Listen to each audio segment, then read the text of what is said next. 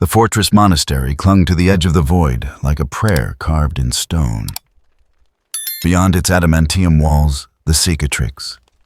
Maledictum screamed across the heavens, a wound in reality that had split the galaxy in two. The great rift pulsed with colors that had no names in any human tongue, spilling madness and demons into the Imperium with each cosmic convulsion. Inquisitor Severian Rauch stood in the deepest sanctum of his order, where even his fellow members of the Ordo Malleus feared to tread. He was a man whose faith had calcified into obsession. 73 years of service to the Golden Throne, 73 years of burning heretics and banishing demons, and still chaos endured. Still the warp vomited its horrors into the Imperium's bleeding heart. The realization had driven him to the archives, to the forbidden texts that even inquisitors were meant to destroy rather than study. That was where he found it. A single page, its edges burned and reburned by a dozen different purging attempts, yet somehow surviving.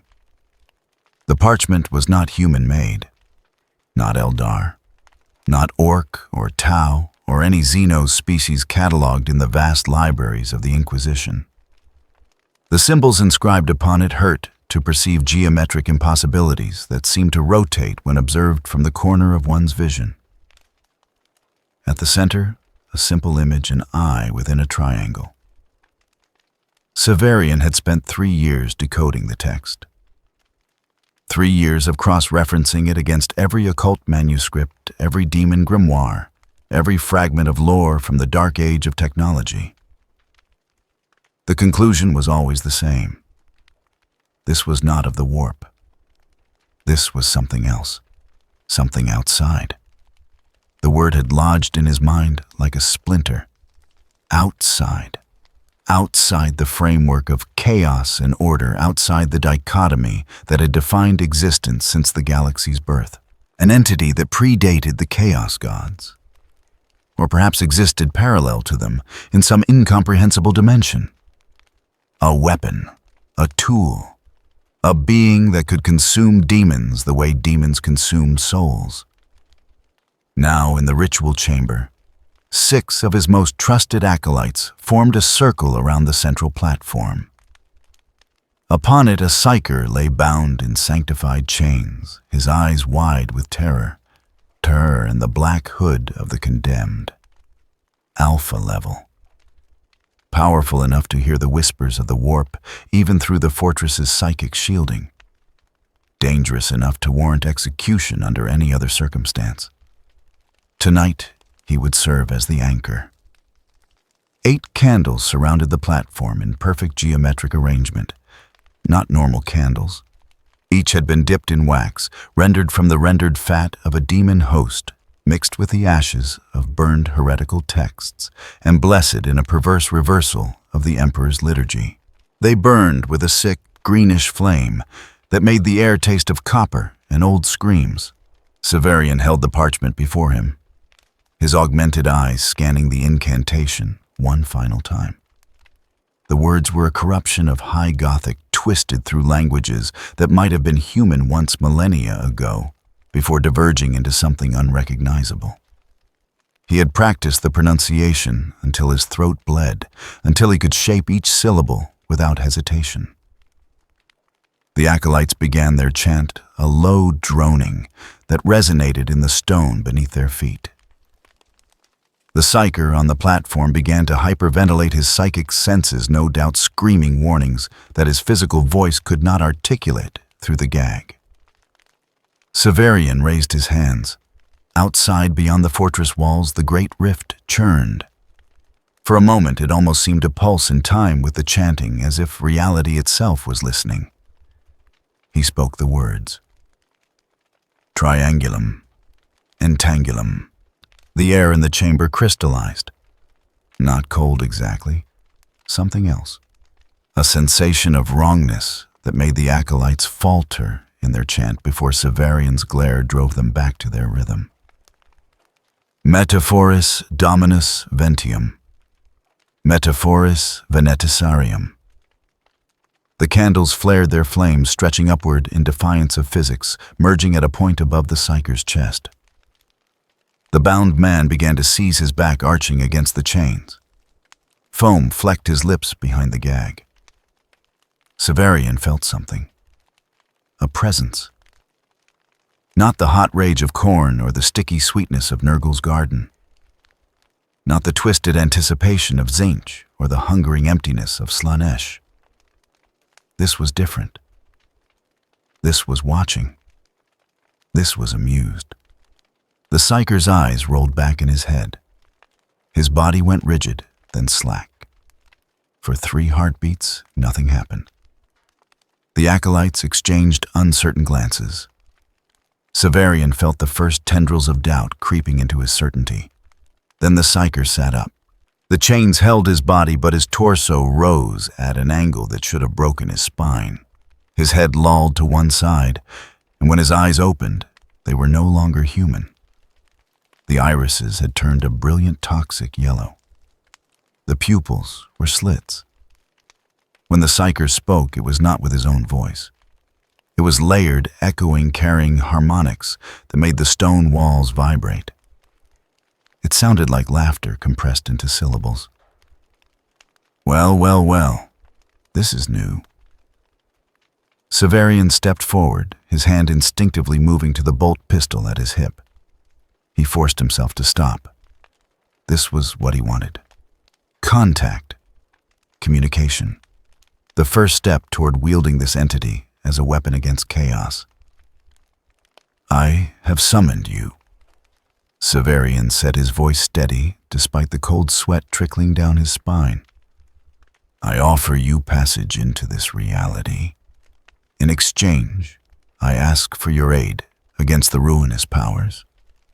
The thing wearing the psyker's body tilted its head at an impossible angle. When it smiled, the expression was wrong. The muscles pulling in directions human faces were not meant to move. Summoned. Oh, that's adorable. You didn't summon me, pal. You just happened to wiggle the right doorknob at the exact moment I was looking for an exit. The voice shifted, becoming almost conversational. See, I was in this place. Real boring. Lots of therapy. Lots of let's talk about our feelings and how does that make you uncomfortable, Bill? Total snooze fest. Bill. The entity had a name. Severian filed that away, even as his mind struggled to process the casual tone so at odds with every demon he had ever encountered. Then I hear this funny little chant. The thing calling itself Bill continued. Real mangled, by the way. Your pronunciation on the 4th syllable was atrocious. But it tickled something in the right way, and boom. Here I am. The psyker's body began to float, rising above the platform, despite the chain still binding his limbs. The metal links stretched, groaned, then shattered. The body drifted in a slow circle, taking in the ritual chamber with those yellow eyes. So, this is the big scary universe outside Theraprism. Gotta say, the interior decorator really leaned into the gothic cathedral of nightmares aesthetic. Very on brand, very edgy. One of the acolytes made a small sound of distress. Severian silenced him with a gesture. You claim to be outside the warp, Severian said, choosing his words carefully. Outside the influence of the chaos gods. Is this true? The floating body stopped its rotation, focusing on Severian with an intensity that made the Inquisitor's augmented heart skip a beat. Outside? Inside, those are such limiting concepts. I'm from a place where your little warp looks like a particularly aggressive mood ring. Where your chaos gods are just the universe's way of having a really bad day. The yellow eyes narrowed. But, yeah, sure, let's go with outside. Sounds mysterious. Severian felt the weight of his decision settling on his shoulders. He had expected something ancient. something terrible but comprehensible within the framework of the galaxy's cosmic struggles. This bill spoke like it viewed all of reality as a joke it had already heard the punchline to. "I can work with you," Bill said, the Psyker's body drifting closer to Severian. "You want to fight chaos cute. Pointless, but cute. Here's the thing, though. I'm running on fumes right now. Your little ritual gave me a keyhole to peek through, but I need more. I need fuel. I need deals." "Deals," Severian repeated. The word was familiar. Demons dealt in bargains, in souls and service. But there was something in the way Bill said it, something more transactional, almost businesslike. "Simple stuff. I give you what you want. You give me what I want. Everybody wins. Well, mostly me. But you get a consolation prize." The yellow eyes gleamed. "So, how about it? Inquisitor Severian Rauk want to make a deal." The fact that it knew his name without being told should have alarmed Severian more than it did. But he was committed now. The ritual could not be undone. The entity was here tethered to the Psyker's mind, and through him to this reality. "What are your terms?" Severian asked. The smile that spread across the possessed Psyker's face was wide enough to split skin. "Oh, this is going to be fun." Outside the fortress, the cicatrix maledictum continued its eternal scream. But in the depths of the warp, in the spaces between thoughts and madness, something noticed a new flavor entering the cosmic stew. It tasted of angles that should not exist. It tasted of laughter without joy. It tasted of a joke whose punchline was reality itself. In the crystal labyrinth of Sench, the architect of fate paused in his eternal scheming. Somewhere in the infinite permutations of the future, a new variable had appeared. Impossible to predict. Impossible to model. A triangle-shaped hole in causality. The changer of ways began to laugh, because what else could one do when confronted with true uncertainty? On Terra, 10,000 light-years from Severian's fortress, the Golden Throne pulsed with a different rhythm than its usual agony. The Emperor of mankind, bound in his endless torment, felt something brush against the edge of his consciousness. Not a demon, not a god. Something else. Something that reminded him of the Dark Age, when humanity had played with forces it could not comprehend. The corpse god's withered lips moved, forming words that no one could hear. What have they done?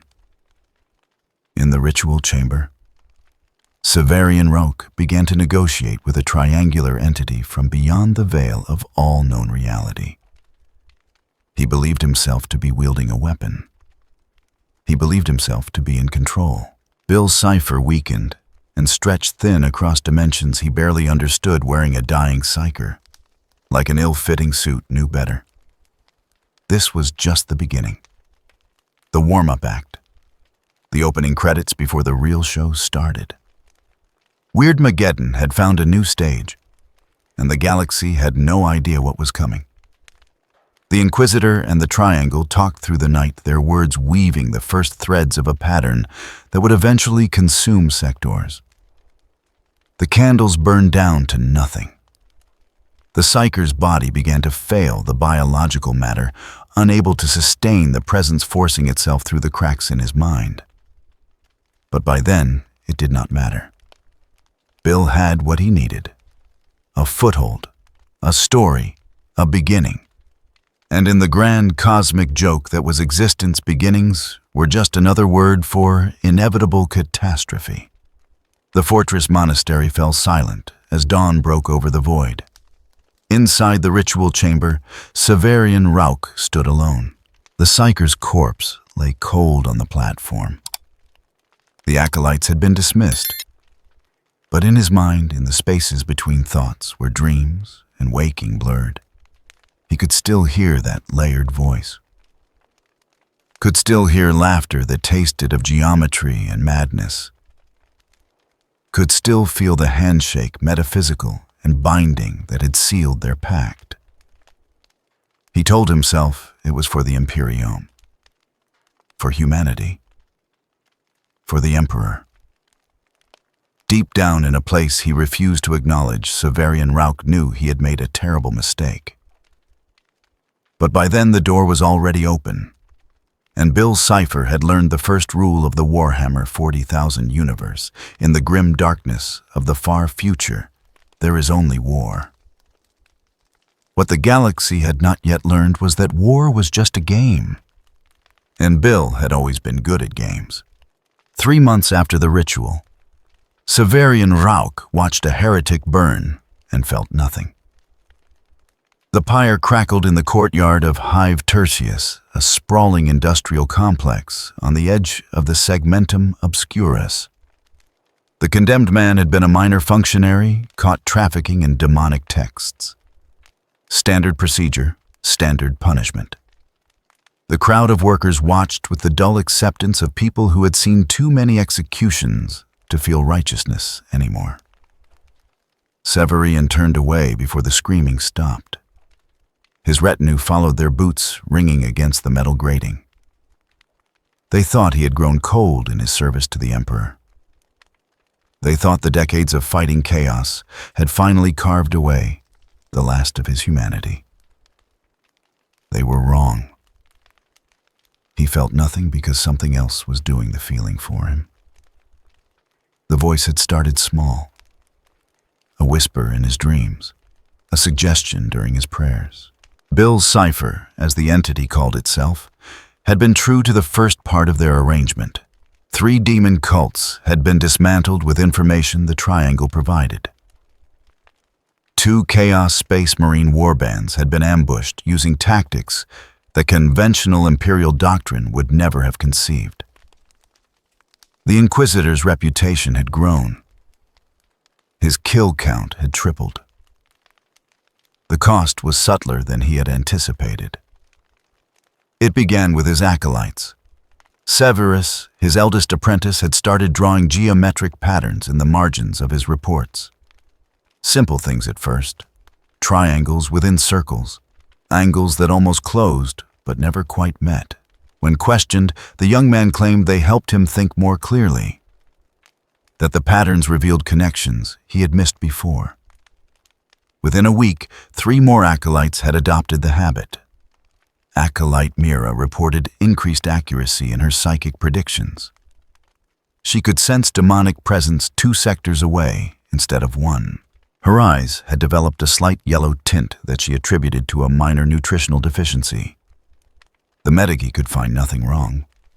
Tech priest Vandros, assigned to maintain the fortress monastery systems, began experiencing visions of machinery that operated on principles outside the Mechanicus doctrine.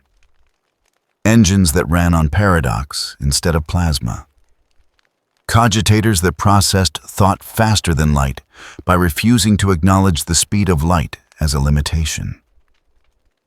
He filled 17 data slates with schematics before Severian ordered him to stop.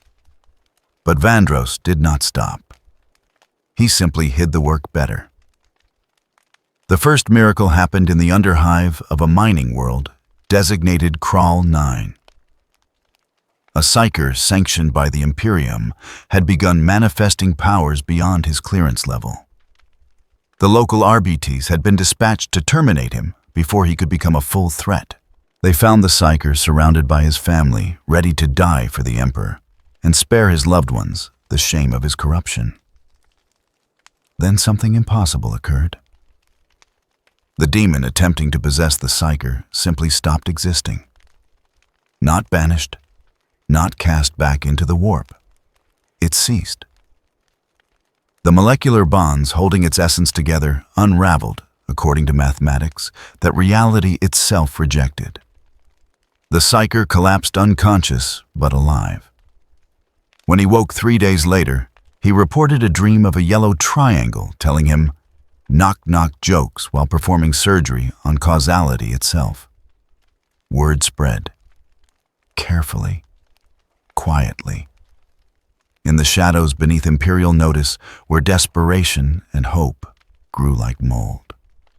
The cult of the seeing eye was not organized. It had no hierarchy, no temples, no formal doctrine. It was more like a meme spreading from mind to mind through the underhives and the void ship corridors where the Imperium's light grew dim. People began leaving offerings at the bases of triangular architecture. Workers painted eyes on their hab unit walls.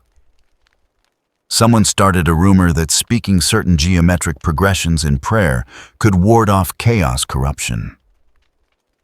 The rumor was false. Mostly. But belief had power in the 40,000th millennium, and belief fed on hope the way Nurgle fed on despair. Bill's cipher grew stronger. Severian felt it happening through their connection. The entity no longer needed to borrow his dreams to communicate.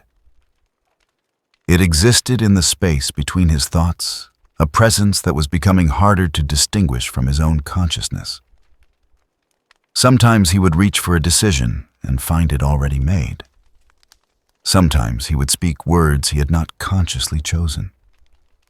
The triangle was still weak by the standards of the warp's horrors. A greater demon could have torn through Bill's current manifestation like paper. But Bill was not playing by warp rules. He was establishing his own framework, carving out conceptual territory that existed adjacent to chaos without being part of it. On a forgotten moon in the Ghoul's stars, an enslaver encountered the cult's influence and attempted to feast on the minds it found there. Enslavers were ancient, predating even the Eldar's psychic parasites that consume sentience itself. This one had fed on 1,000 worlds. It pushed its tendrils into the mind of a cultist and found geometry that folded in on itself. Found laughter that tasted like paradox.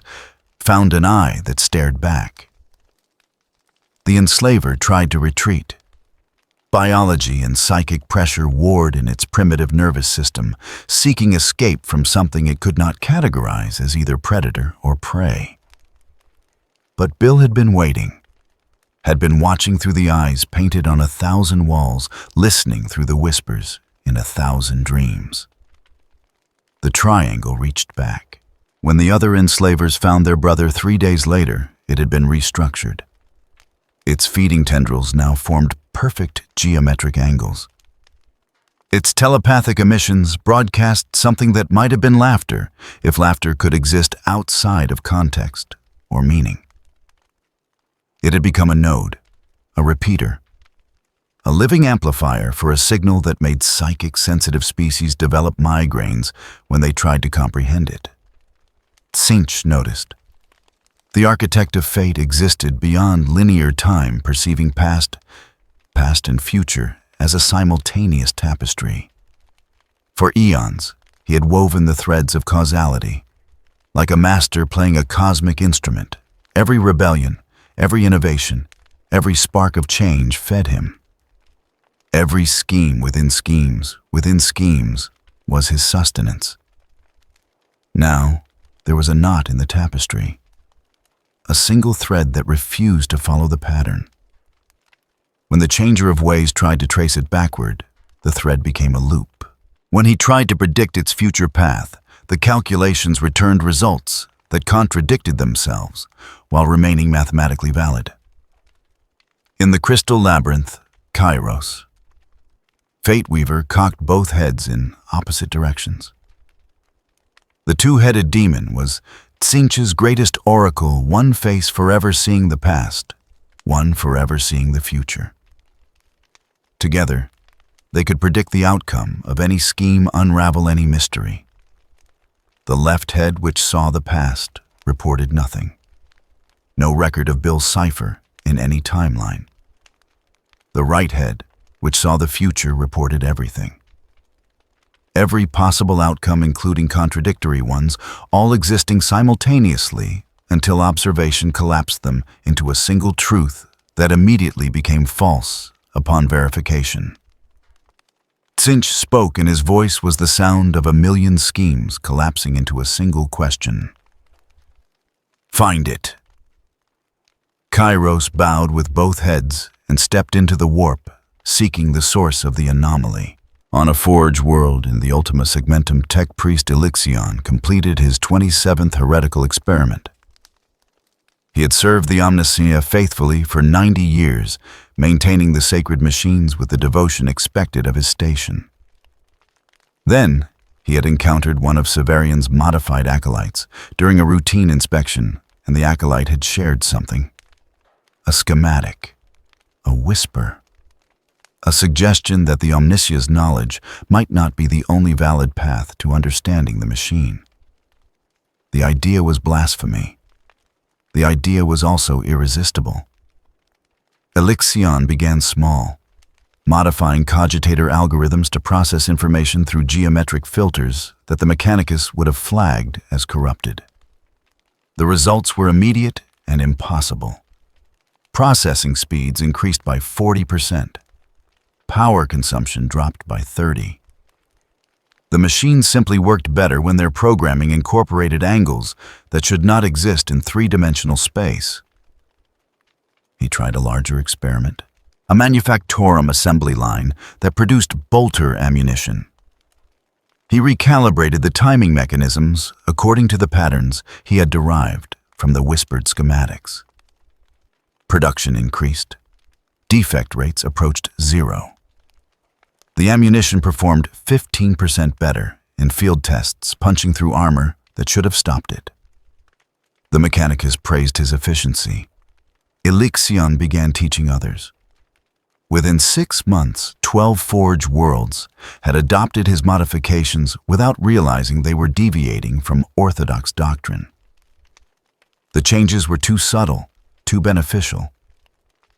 Like a virus rewriting code one line at a time until the entire program served a different function while appearing identical to its original form. Bill's Cipher fed on every innovation, every mind that opened to the possibility that reality might be negotiable. The triangle was still confined largely to the mindscape, still limited by the fact that he was not a true warp entity and could not draw power from the Imperium the way chaos gods did. But he was patient. He had learned patience in theraprism, learned how to wait and watch and plan during the endless therapy sessions that had tried to reform him. The galaxy was his new therapy session, except this time he was the one asking the questions. Severian felt the change accelerating. He would wake in the middle of sleep cycles, with no memory of sleeping, his data slates filled with observations written in his own hand that he did not recall composing. His staff no longer questioned his orders, even when those orders violated standard inquisitorial procedure. They simply obeyed their eyes, occasionally flickering with a yellow tint that faded before proper observation. He tried to pray to the Emperor, found his words redirected his devotion, channeled through pathways that felt almost but not quite right. Like speaking a language he thought he knew fluently, and realizing only after the conversation that he had been speaking a dialect that changed all the meanings while preserving the grammar. On the mining world of Kral 9, the psyker who had survived demonic possession began preaching. Not in churches or sanctioned prayer halls. In the underhive bars where workers drank to forget the quotas they could never meet. In the manufactorum break rooms, where servitors occasionally recovered enough sentience to remember they had once been human. He spoke of a power that existed outside the dichotomy of chaos and order. A force that looked at the gods and laughed because laughter was the only rational response to cosmic horror. He drew triangles in the dust and told people that geometry was prayer, and prayer was just will given shape. The Arbites arrested him twice. Both times he vanished from his cell before trial. Security footage showed his body dissolving into a two-dimensional shape that slid through the bars like a shadow, reforming outside with a smile that human faces should not be able to make. The third time, the Arbites stopped trying to arrest him. Some accommodations were easier than fighting the inevitable. The cult grew. Not in numbers that would trigger Imperial response protocols. A few hundred here, 1,000 there. Scattered across worlds that barely communicated with each other, but connected by dreams. By the whispers that traveled through the spaces between thoughts where Bill's Cipher was learning to exist without a host. In the ritual chamber where it all began, the scorch marks from the summoning had formed a pattern. Severian studied it during his meditations, which had become less like prayer and more like negotiations with something that lived behind his eyes. The pattern was a fractal. Every angle contained smaller angles, each one a perfect reproduction of the whole, descending into mathematical infinity. Beautiful, terrifying, undeniable. "You're doing great," Bill's voice said, not through ears but through the direct sensation of meaning-bypassing language. Real star pupil energy. Few more months of this and we can graduate to the fun stuff. "What is the fun stuff?" Severian asked the empty chamber, knowing he would receive an answer. "Chaos thinks it owns this galaxy. Time to introduce them to a little thing called competition." The laughter that followed was not sound. It was the idea of laughter injected directly into cognition. It tasted like geometry and smelled like colors that did not exist. Severian laughed too, because he could not remember how to do anything else. Outside the fortress, the cicatrix maledictum continued to tear reality apart. But deep in the underhives and void stations, on forge worlds and mining colonies, in the dreams of psychers and the schematics of tech priests, something new was taking root. A seed of madness that wore the shape of a triangle. A joke that would eventually consume the punchline. The beginning of Weirdmageddon, spoken in whispers too quiet for the Imperium to hear over the endless screaming of the age. And in the warp Kairos, Fate Weavers searched for a pattern that refused to be found, while Tzinch watched with an emotion that might have been concern if chaos gods were capable of such pedestrian feelings. The great game had a new player. One who did not know the rules, or worse. One who knew the rules and had decided they were optional. The warp was a place where geometry died screaming. Kairos Fate Weaver navigated through its contradictions with the practiced ease of a demon who had existed since before the concept of linear time had any meaning. Both heads processed information simultaneously, one parsing the infinite permutations of what had been, the other cataloging the cascading probabilities of what might yet come to pass. Together they made him Tzinch's perfect instrument for unraveling mysteries. Except this mystery refused to unravel. The demon had been searching for 3 months in real space-time, though duration held no consistent meaning in the sea of souls. He followed traces of the anomaly through regions of the Imperium that twisted and reformed like a fever dream painted by a madman. Wherever the triangle's influence had touched the warp itself, seemed confused, its fundamental nature called into question by something that simply refused to acknowledge the rules. Here, a section of the Imperium had frozen mid-scream, its churning energies locked in a single moment that repeated forever. Daemons swam through it like insects trapped in amber, made of probability. There a current of pure change had been diverted into a loop. Tzinch's own essence feeding back into itself until it generated nothing but static. And everywhere, if one knew how to look, were triangles. Not drawn, not carved. Simply present as if they had always been part of the warp's architecture, and reality was only now noticing them. Kairos found the entity in a region that defied description. The closest approximation would be to say it existed between the cracks in existence in the spaces where the warp forgot what it was supposed to be doing. The demon's future-seeing head perceived 1,000 possible approaches. The past-seeing head reported that none of them had ever worked before. Bill's Cipher was waiting. The triangle floated in a bubble of twisted space that looked like someone had folded 3 dimensions into 2 and then forgotten which was supposed to be which. He was larger here than his manifestations in the material realm, perhaps 10 meters tall. His singular eye rotating slowly as it observed Kairos with an expression that might have been amusement. Well, well, well. Bill said, his voice echoing through frequencies that made lesser demons in the vicinity begin spontaneously generating non-Euclidean tumors. Took you long enough. I was beginning to think you guys were all talk and no walk. Kairos spoke with both mouths, simultaneously creating a stereo effect of prophecy and history. You are the anomaly, the thing that does not fit.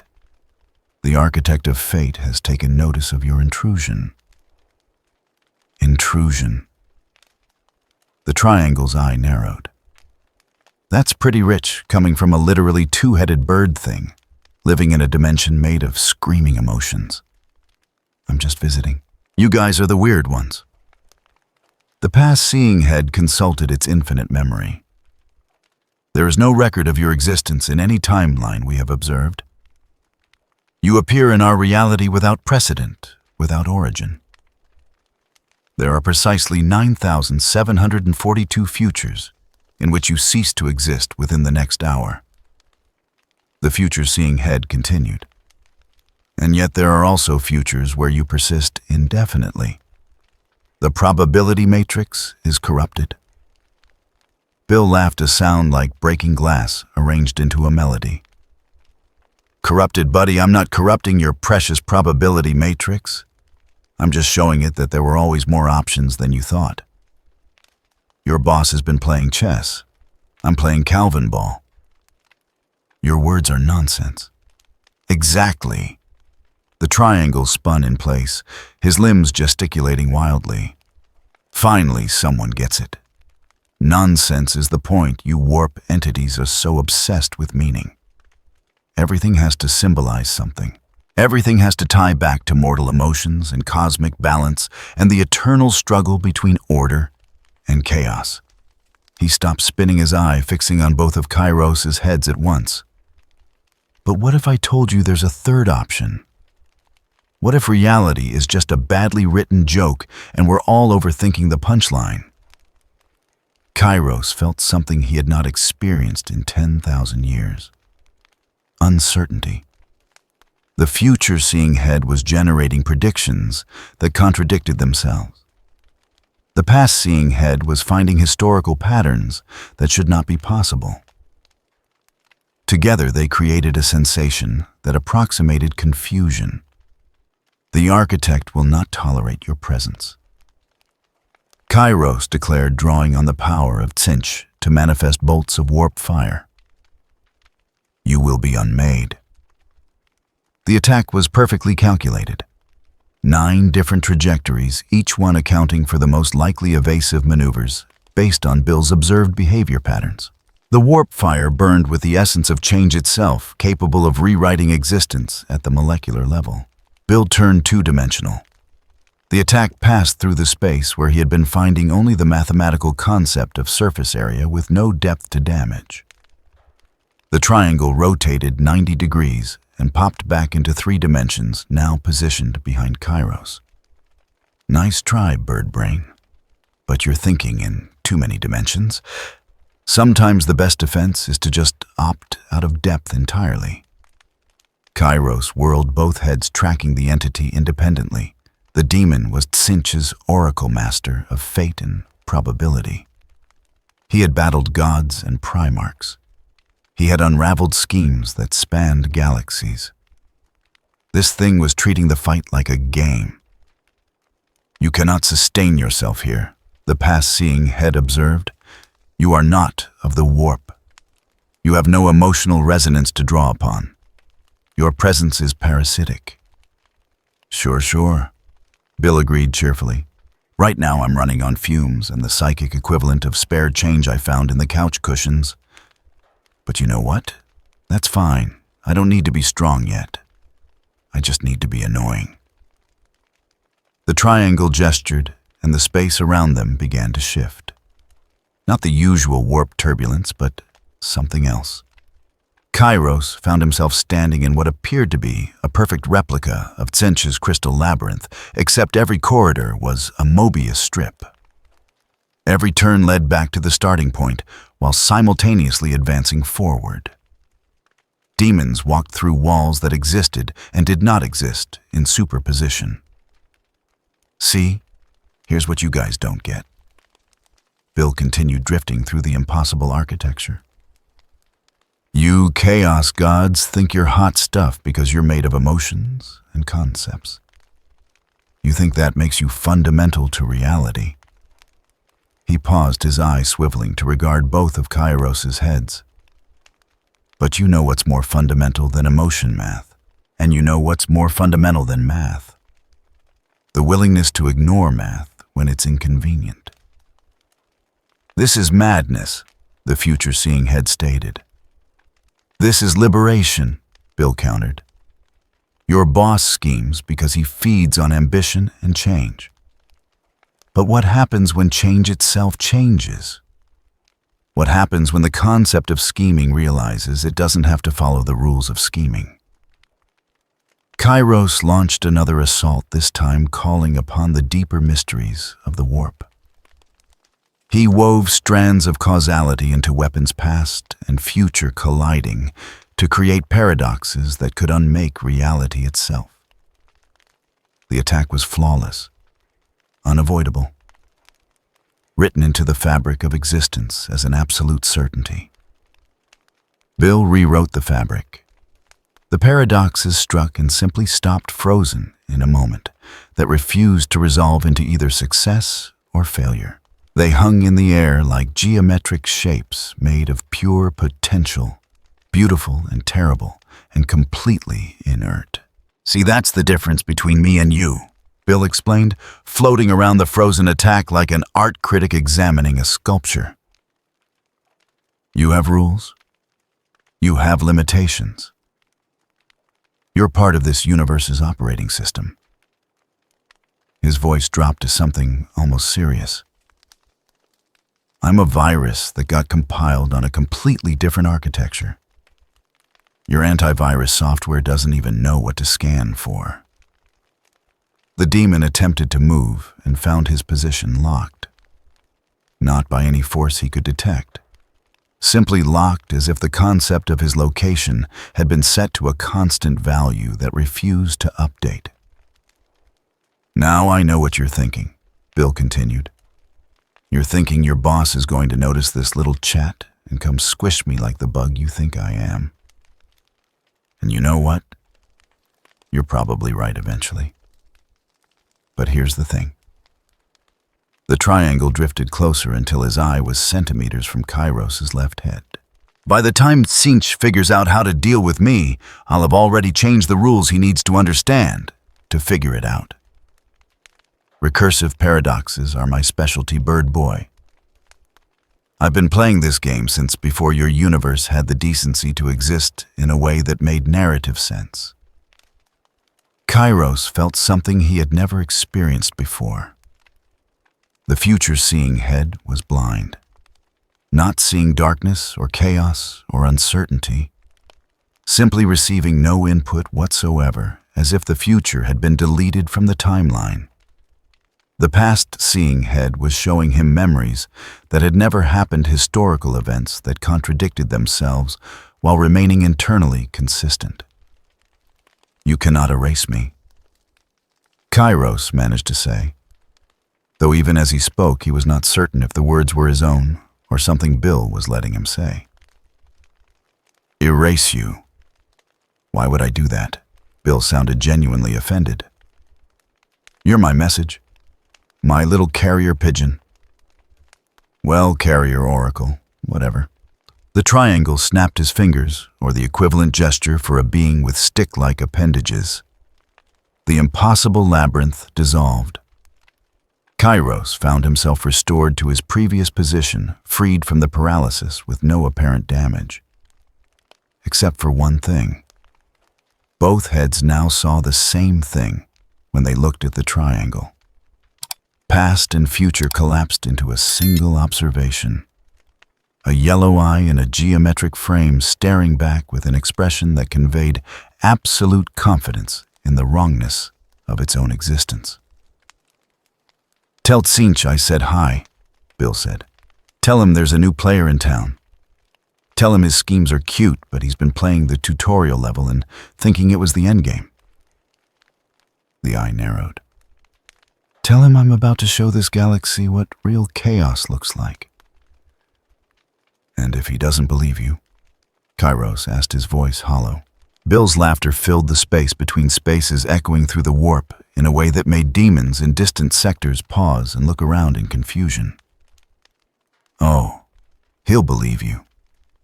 Because unlike him, I don't deal in maybes, and possibly in potential futures. I deal in punchlines. And the thing about a good punchline..." The triangle began to fade, dissolving into an equation that probability itself rejected.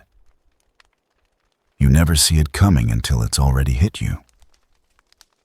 Kairos found himself alone in the warp, surrounded by the normal chaos of the Imperium. As if the encounter had never happened. As if the impossible geometry and the mocking voice had been a hallucination. But both heads remembered. And worse, both heads agreed on what they had seen. Past and future for once, telling the same story. The demon returned to the crystal labyrinth with a message that would shake the foundations of the great game. Not because it was particularly profound or threatening in content, but because Kairos fought Weaver. Oracle of Sensuous Seer of all possibilities had encountered something he could not predict or explain. And for the first time in his eternal existence, he had experienced something approaching fear. In the crystal labyrinth, Tsinch received the report in silence. The architect of fate processed the information through a million perspectives, simultaneously analyzing every angle, every implication, every possible response. The chaos god who embodied change itself discovered that he did not like being changed against his will. Plans began to form, schemes within schemes, contingencies for contingencies. The full weight of the changer of ways turned toward this triangular anomaly that had somehow bypassed every defense, every prophecy, every predetermined outcome. But in doing so, Tsinch made his first mistake. He assumed Bill Cipher was playing to win. He never considered that some players just wanted to flip the board and watch everyone scramble to pick up the pieces. Across the galaxy and underhives and forge worlds and void ship corridors, the cult of the seeing eye felt a shift, a change in pressure. The whispers in their dreams grew stronger, more coherent. The geometric patterns they drew began to move, rearranging themselves into configurations that hurt to perceive, but felt right in a way that defied explanation. Bill Cipher had graduated from footnote to factor, from curiosity to crisis. And the game was just beginning. In his fortress monastery, Severian Rauk woke from a dream of infinite angles and found himself laughing. He could not stop, could not remember how to stop, could only laugh as tears streamed down his face, and his staff watched with eyes that flickered between brown and yellow. The Inquisitor had wanted a weapon against chaos. He had unleashed something far worse, something that looked at gods and saw punchlines. Something that was about to teach the galaxy that the real horror was not eternal war or cosmic evil. The real horror was that none of it had to make sense. And in the spaces between thoughts and the gaps where reality forgot to enforce its own rules, Bill Cipher smiled his impossible smile and prepared for the next act. Because the joke was just getting good. The webway fragment had been dead for 3,000 years. Once it had been part of the Eldari's great network, a corridor of crystalline thought that connected distant stars through pathways immune to the warp's corruption. Then Slaanesh had been born in an explosion of depravity that tore the Eldari Empire apart, and the webway had shattered like glass struck by a god's scream. This particular spur had been severed, sealed, forgotten, until something knocked on the door from the wrong side. Farseer Eldorath of Craftworld Ulthwé felt the disturbance through the skein of fate like a discordant note in an otherwise perfect symphony. The future paths that stretched before her people suddenly included a variable that should not exist. A fork in probability space that led nowhere and everywhere simultaneously. She gathered her war host and entered the dead webway tunnel expecting to find either a demon incursion or a monkey blundering where they did not belong. Instead, she found a yellow triangle drawing graffiti on reality itself. Bill Cipher had discovered that the webway was interesting. Unlike the warp, which was all screaming emotion and metaphysical nonsense, the webway operated on principles that were almost rational. Almost. It was a pocket dimension built on psychic architecture existing parallel to both real space and the Imperium. It's like someone tried to build a subway system through abstract concepts. Bill mused aloud, his voice echoing through the crystalline corridors. Ambitious, doomed to failure. Exactly my kind of aesthetic. The triangle had been experimenting, testing boundaries. He had learned that while he could not draw power from the warp like chaos entities, he could siphon energy from belief, from deals made from the slow corruption of understanding that his cult spread across the Imperium. Every mind that accepted his patterns as valid gave him a little more substance. Every tech priest who incorporated his impossible geometry into their designs fed him another fragment of existence. But it was not enough. Not yet. So he had started looking for alternative power sources. The webway was built on psychic energy, but psychic energy filtered through Eldari understanding rather than human emotion. It tasted different, cleaner, more structured. He was trying to figure out if he could steal it when the Elder arrived. Eldorath stepped into the chamber and felt her precognitive senses scream warnings that contradicted themselves. Every future path showed both her death and her survival, both the entity's destruction and its triumph.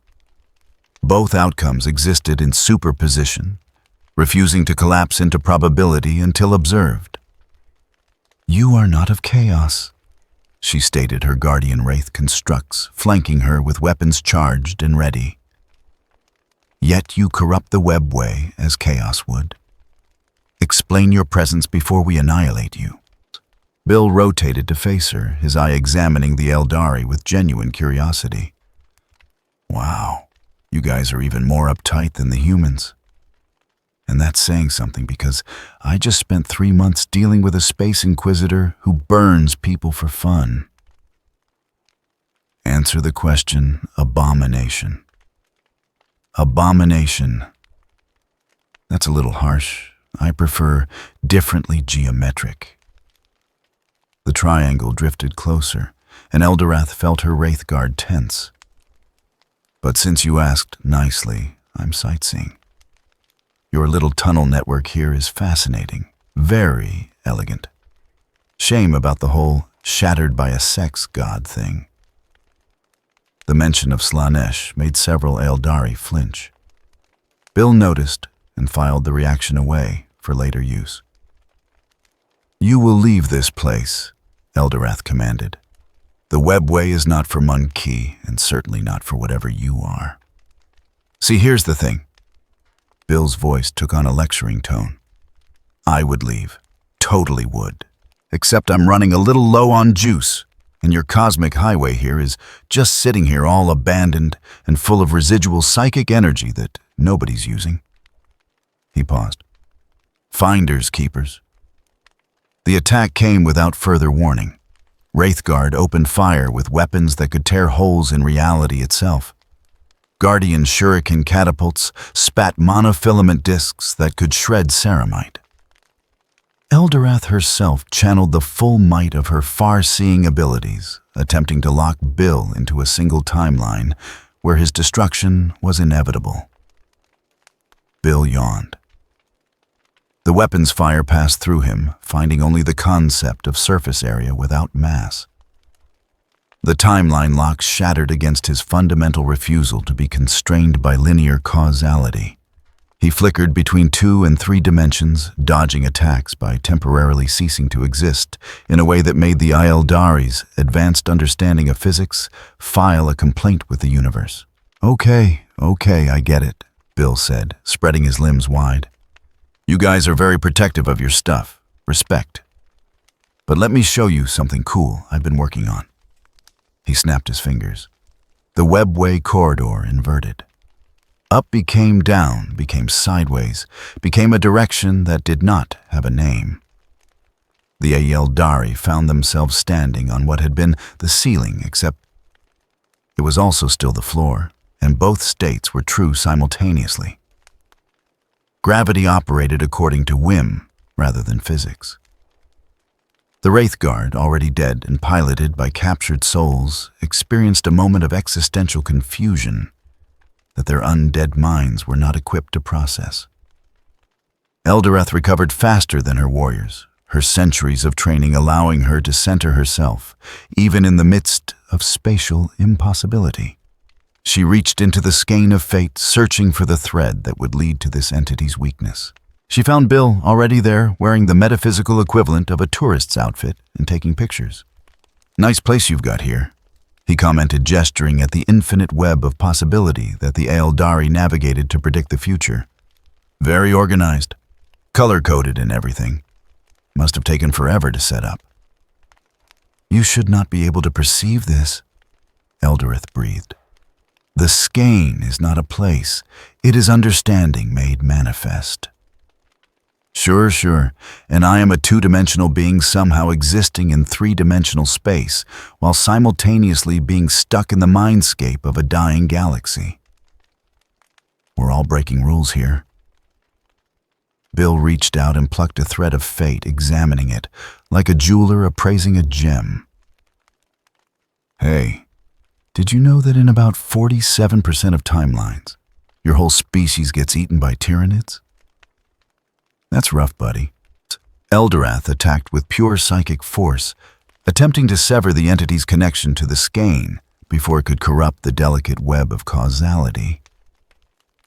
Bill laughed and let her, because the moment she cut the thread, it reformed into a pattern that spelled out a crude insult in a language she did not recognize, but somehow understood perfectly.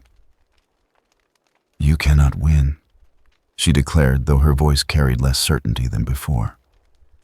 "The laughing god himself has walked the skein. Segorach would see through your tricks." "Segorach?" Bill's eye brightened. "Oh man, I've been wanting to meet that guy. Where can I find him?" Eldorath realized her mistake a moment too late. The entity vanished from the webway, tracking the conceptual link she had inadvertently provided. The Farseer found herself back in the inverted corridor with her confused war host, the spatial distortions slowly unwinding. But the damage was done. Bill's Cipher had a new destination. And Segorach, the laughing god? The great Harlequin, the being who existed to play the ultimate joke on chaos itself, was about to receive a visitor. In the Black Library, hidden within the webway, where the Aeldari stored forbidden knowledge, a disturbance rippled through the infinite shelves. Books rearranged themselves into patterns that the librarians found disturbing. Laughter echoed through corridors where silence was absolute law. Segorach manifested in the central chamber, his form shifting between 1,000 masks, each one representing a different aspect of the cosmic jest. The laughing god was not surprised by Bill's arrival. Surprise implied not knowing the punchline. The triangle from outside the story. Segurak said, his voice layered with mirth and menace.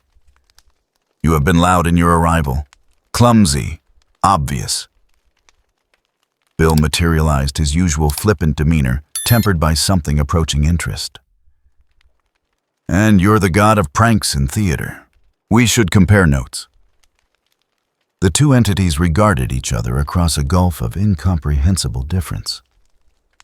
Segurak existed as the Aeldari's defense against chaos, a living embodiment of the joke that gods could be fooled. Bill existed as the joke that jokes did not need a reason to exist. Why have you come to this galaxy? Segurak asked, though he likely already knew the answer.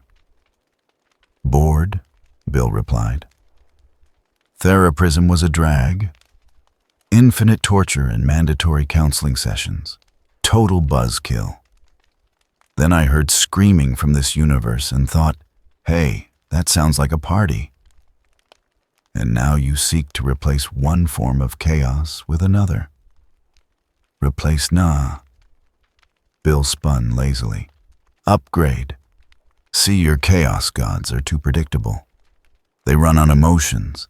Emotions have patterns. Patterns can be manipulated, sure, but they're still patterns.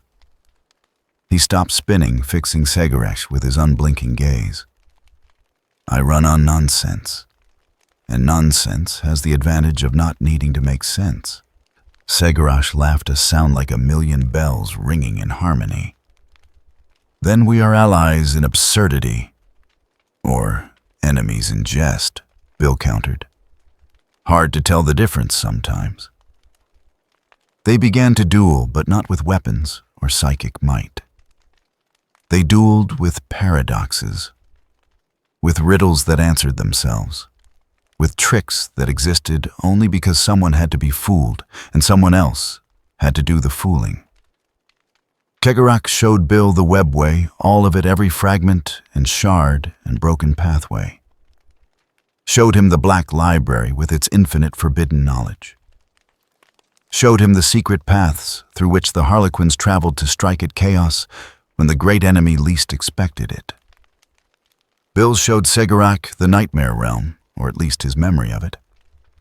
Showed him a dimension where physics was a suggestion and reality was whatever the loudest voice declared it to be. Showed him Weirdmageddon in its full glory, when he had turned an entire region of space into a party that physics could not shut down. They tested each other with impossible scenarios. Segurak created a joke with no punchline. Bill created a punchline that retroactively made jokes that did not exist yet. The laughing god wove illusions so perfect, they became real. The triangle made reality so confused, it started functioning like an illusion. Hours passed, or minutes, or centuries.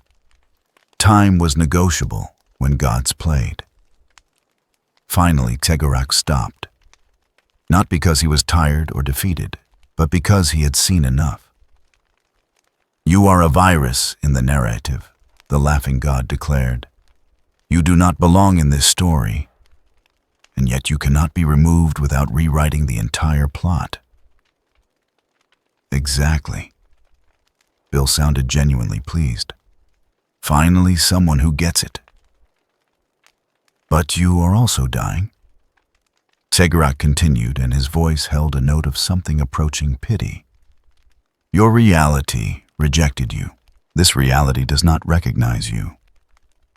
You exist in the gaps, feeding on scraps sustained only by the belief of minds that barely understand what they worship. Bill's cheerfulness dimmed slightly. Yeah, well, I'm working on that. Are you? Segurak tilted his head, a gesture that caused his current mask to shift through 17 different expressions. Or are you simply delaying the inevitable? You have no emotional resonance, no conceptual foundation. You are a joke without a setup, a punchline without context. I'm building context, Bill insisted. The cult, the deals, the tech priests who think math can replace faith. Every mind I touch is another brick in my foundation. And when the Chaos Gods notice, when they truly comprehend what you are, and decide you are a threat worth eliminating. Segorok's laughter turned dark. You fought one oracle and consider yourself victorious. But Tzench has millions of schemes, and you have disrupted exactly one. Bill was silent for a long moment. Then he smiled an expression that looked wrong on a geometric shape. Then I guess I better get stronger, huh? Segorok regarded the triangle with something that might have been respect. You are entertaining, at least. This galaxy has not seen genuine innovation in 10,000 years. Only variations on established themes. So you're not going to stop me? Stop you? The laughing god's laughter returned to its full manic glory. Why would I do that?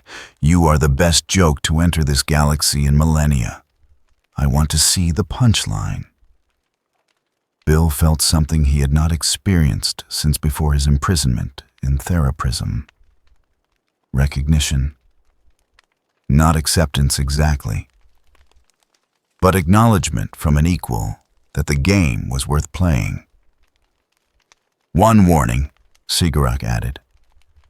The stage is larger than you think. The audience is more dangerous than you remember. And the other actors will not wait for you to learn your lines before they attempt to cut your performance short. Noted, Bill said. Any other advice from the god of cosmic pranks? Segorok's form flickered, cycling through masks too quickly to perceive individually. When he spoke again, his voice carried the weight of eons. Make them laugh before you make them scream. The best jokes are the ones they do not realize are on them, until after the punchline is already landed. Then the laughing god vanished, leaving Bill alone in the black library with more questions than answers and a newfound appreciation for the complexity of the game board he had stumbled onto. The triangle floated through the infinite shelves, reading spines of books that contained knowledge so dangerous. The Eldari dared not destroy it, but could never allow it to be read. He found a section on the war in heaven, when the Old Ones and the Necrons had battled for supremacy, found references to the Citan star gods who had fed on suns themselves. Star gods, Bill mused. Now that sounds like a snack worth eating. He filed the information away and prepared to leave the black library. But before he did, he left a gift for Segorok. A book that had not existed before, bound in geometry that hurt to perceive. The title, written in every language, simultaneously read, "The punchline to a joke you have not heard yet." Inside every page was blank, except for one sentence repeated infinitely, "You'll know it when you hear it." Bill's Cipher departed the black library stronger than he had arrived, not in raw power, but in understanding. He had learned the shape of the game board, had identified the other players, had recognized that this universe operated on rules more complex than he had initially assumed. But rules, as he had proven time and time again, were just suggestions for people without imagination. The triangle slipped back into the Imperium through a crack in the webway, emerging in the underhive of Kral 9, where his cult had grown largest. The believers felt his presence immediately, their prayers answered with a vision of a geometric god who promised liberation through mathematics and madness. Bill addressed them through dreams, through the spaces between thoughts, through geometric patterns that encoded meaning directly into neurons. "We're going bigger," he announced to minds that barely understood what they were hearing. "Time to stop playing in the kiddie pool and jump into the deep end." Across the sector, tech priests felt inspiration strike. New designs flooded their consciousness, schematics for weapons and engines that should not work, but did, because belief was starting to outweigh physics. The cult of the seeing eye evolved. No longer just scattered believers in underhives and forgotten stations. Now they had purpose. direction. A plan that Bill Cipher had stolen from Segurak and inverted into something the laughing god himself would have appreciated. Make them laugh before making them scream. Make them worship before they realize what they are worshiping. Make them believe before they understand that belief was the fuel that would burn their galaxy down.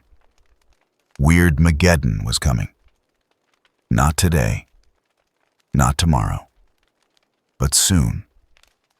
And this time Bill Cipher was learning from his mistakes. This time, he would build his power base properly.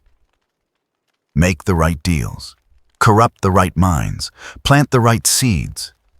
This time, when reality finally broke, it would break exactly the way he wanted. The triangle laughed his impossible laugh and began to plan while across the galaxy forces that could crush him without effort remained blissfully unaware that the cosmic joke had already started. And the best jokes, as Segurak had said, were the ones you did not realize were on you until the punchline landed. Bill Cipher was about to teach the galaxy's gods what a real punchline felt like. The segmentum obscurus had always been a place where reality wore thin. It was the darkest corner of the Imperium, where the light of the Astronomicon barely reached, and entire subsectors could vanish into warp storms for centuries before anyone noticed they were gone.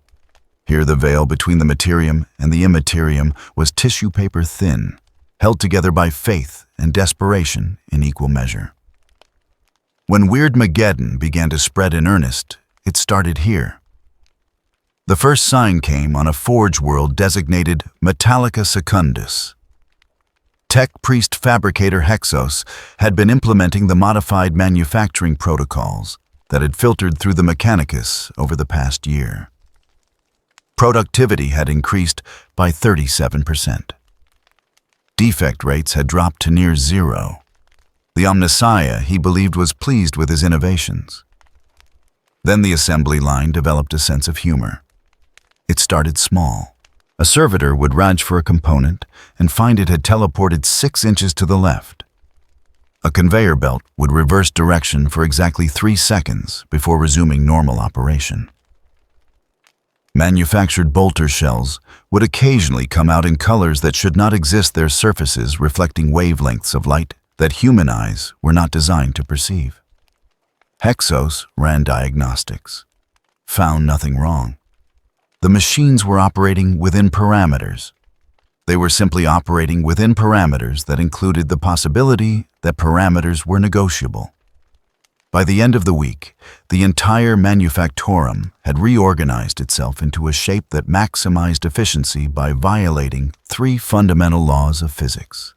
Production had increased by 200%. The tech priests sang hymns of gratitude to the machine god, not realizing they were worshiping something else entirely. On the nearby agri-world of Verdant III, the crops began growing in geometric patterns visible from orbit. Wheat fields arranged themselves into fractals. Orchards of promethium fruit trees formed perfect triangular groves that somehow produced 40% more yield per hectare than conventional planting methods.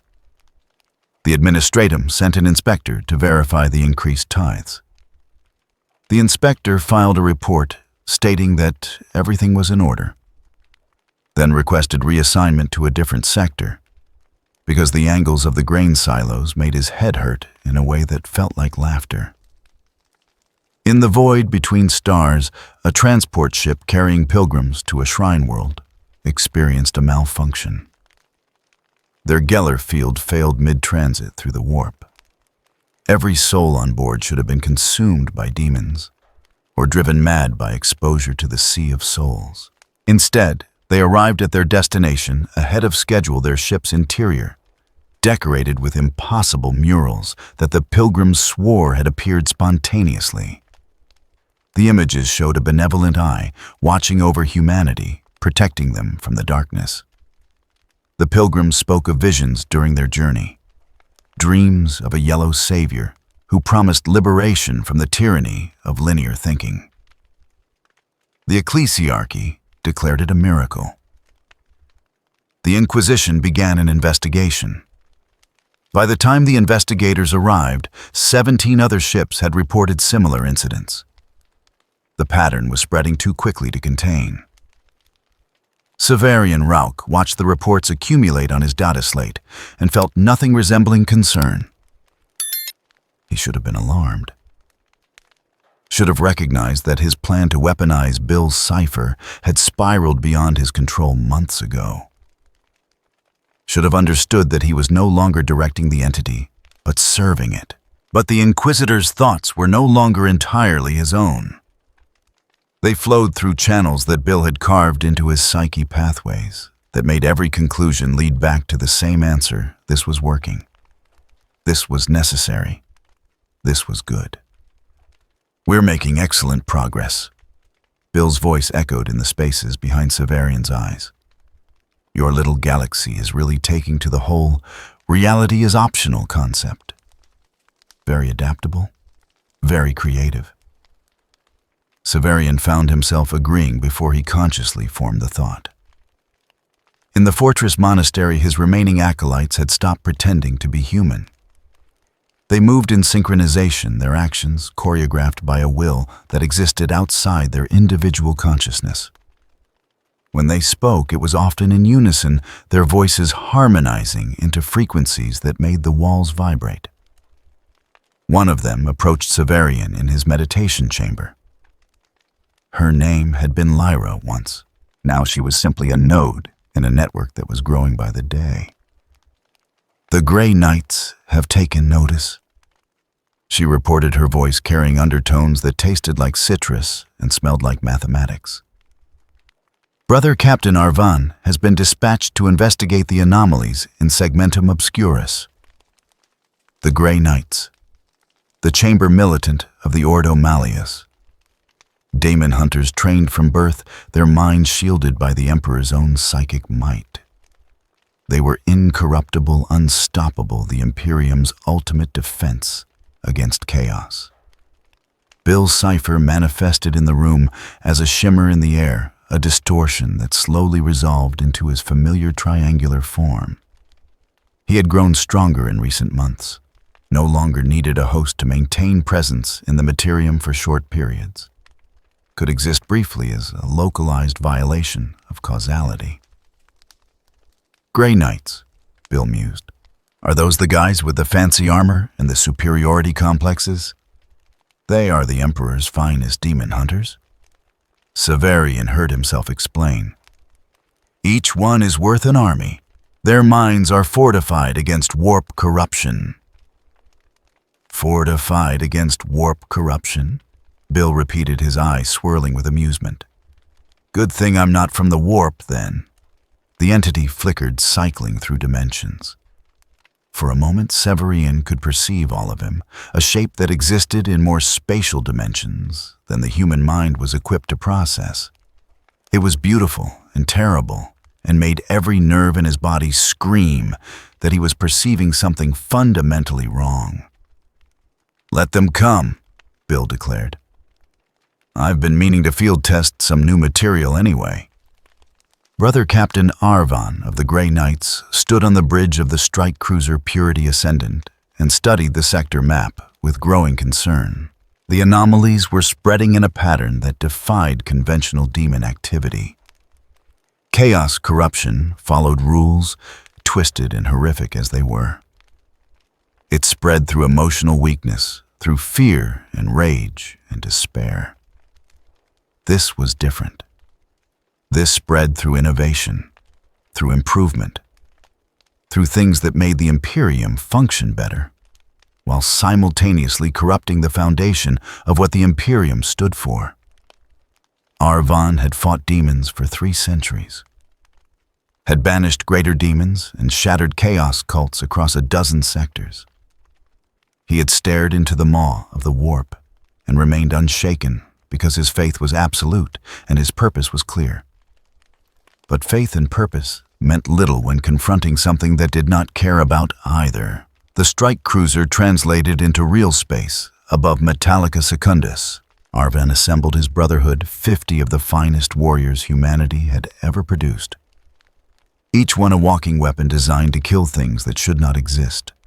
They descended to the Forge world's surface in Thunderhawk gunships, their psychic hoods active, their nemesis force weapons charged and ready. The manufactorums loomed before them, vast cathedral factories, where the Omnissiah's will was made manifest in steel and plasma. Except the cathedrals were wrong. Their spires bent at angles that created optical illusions. Their walls featured decorative elements that seemed to move when observed peripherally. The hymns of the tech priests echoed with harmonics that made Arvon's psychically attuned senses itch. "Secure the primary manufactorum," he commanded. "Purge any corruption you encounter. The Emperor protects." The Emperor protects. His brotherhood echoed their voices, united in absolute conviction. They entered the facility with weapons ready, expecting resistance, found instead tech priests who welcomed them with genuine enthusiasm. Fabricator Hexos himself greeted them at the entrance, his augmetics humming with unusual efficiency.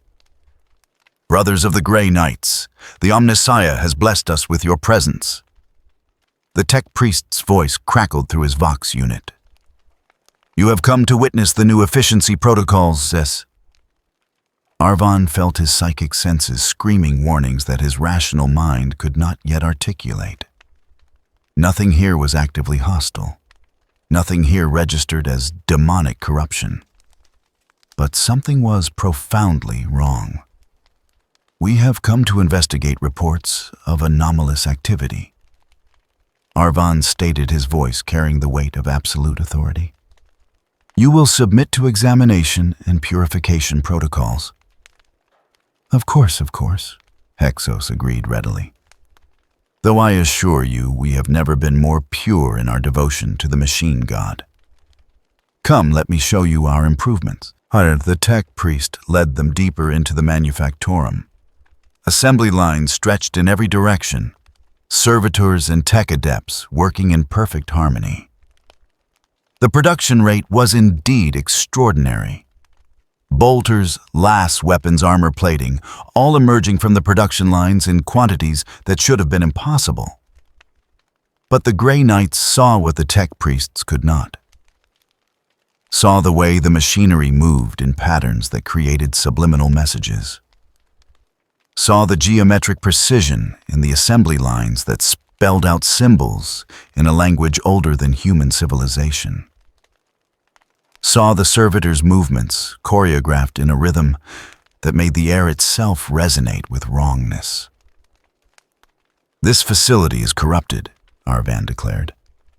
"Evacuate all personnel and prepare for purification by fire." Fabricator Hexos tilted his head in confusion, his augmetic eye focusing on the Space Marine. "Corrupted Brother Captain, I assure you our adherence to the Omnissiah's teachings has never been stronger. Our efficiency ratings are—" "Efficiency is not purity," Arvan interrupted. "You have allowed something to infiltrate your devotions, something that wears the guise of innovation while corrupting the foundation of your faith." The tech priest opened his mouth to protest, then paused. For a moment his augmetic eye flickered with a light that was not red, but yellow. When he spoke again, his voice carried layers that no Vox unit could produce. "You know what your problem is, Captain. You're too focused on the problem and not enough on the solution."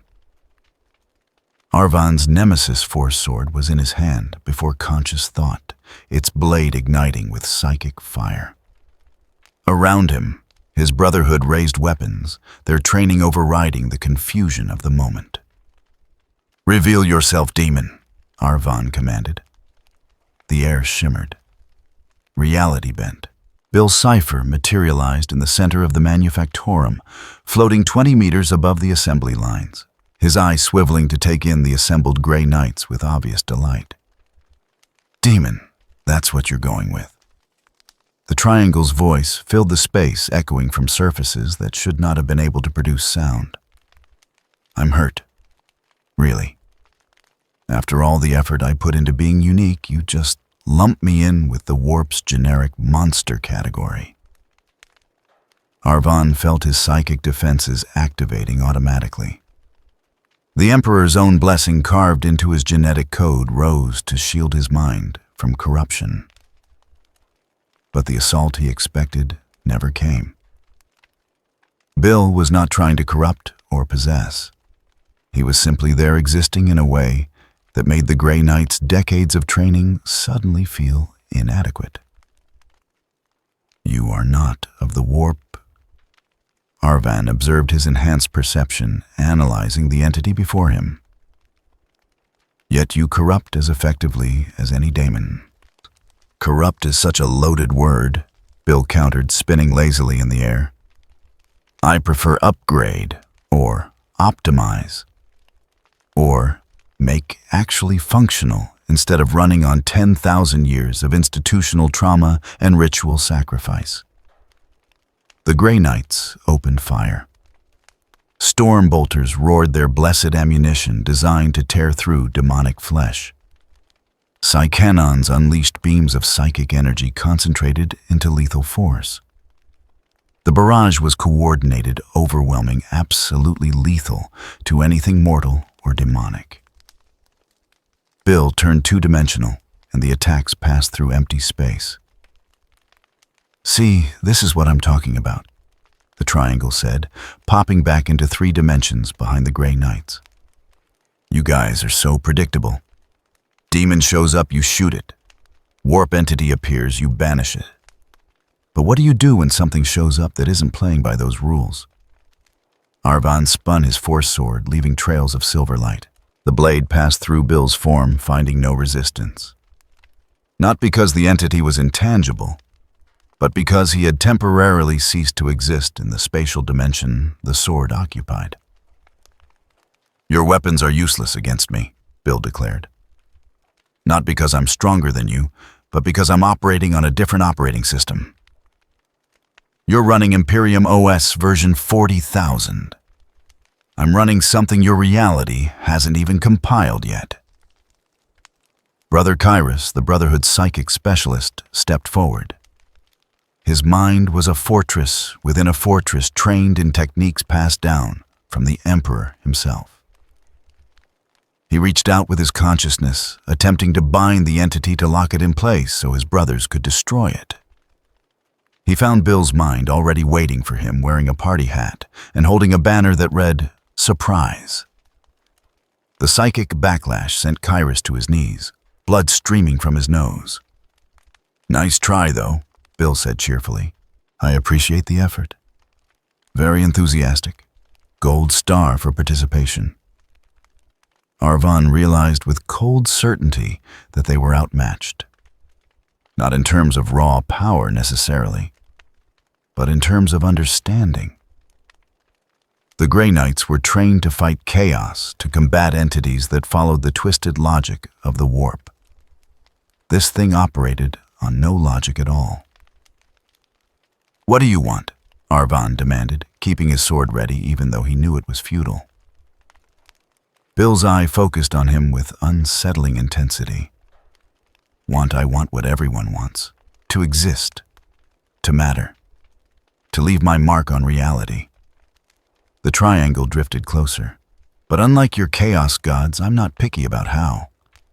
I don't need worship. I don't need emotional fuel. I just need people to accept that maybe, just maybe, the universe doesn't have to make sense. That is madness. That's the point." Bill's voice rose to something approaching genuine passion. "Your entire civilization is built on the idea that there are rules, that if you pray hard enough, fight hard enough, sacrifice enough, you can hold back the darkness. But what if the darkness isn't the problem? What if the problem is thinking there has to be light or darkness at all?" Arvan felt something he had not experienced in 3 centuries of service. Doubt. Not in the Emperor, not in his purpose, but in his ability to comprehend what he was facing. "The Imperium will stop you," he stated, because conviction was all he had left. "Will they?" Bill sounded genuinely curious. Because from where I'm floating, the Imperium is too busy collapsing under the weight of its own bureaucracy to notice that someone's been rewriting the source code. By the time they figure out what I am, I'll already be part of the infrastructure. The triangle began to fade, dissolving back into whatever dimension he had emerged from. "Tell your bosses I said hi," Bill called out as he vanished. "Tell them Weirdmageddon is coming. Tell them it's already too late to stop it." His laughter echoed in the empty space where he had been. "And tell them that the real joke, they're going to help me make it happen." The Grey Knight stood in the silent manufactorum, surrounded by tech priests who had watched the entire exchange with incomprehension. Fabricator Hexos approached Arvan hesitantly. "Brother Captain, what was that thing?" Arvan did not answer immediately. He was busy composing the report he would send to Terra, to the Grey Knight's fortress monastery on Titan, to the highest levels of the Inquisition. A report that would attempt to explain something that defied explanation. "A threat," he finally said. "Perhaps the greatest threat this galaxy has ever faced. Greater than chaos." Arvan looked at the geometric patterns still visible on the manufactorum walls. Looked at the assembly lines that had reorganized themselves for maximum efficiency while violating fundamental principles of reality. Looked at his own brotherhood, some of whom were staring at the patterns with expressions approaching fascination. "Chaos, we understand," the Grey Knight said quietly. "Chaos follows rules horrific as they are. This is something else." He ordered the manufactorum evacuated.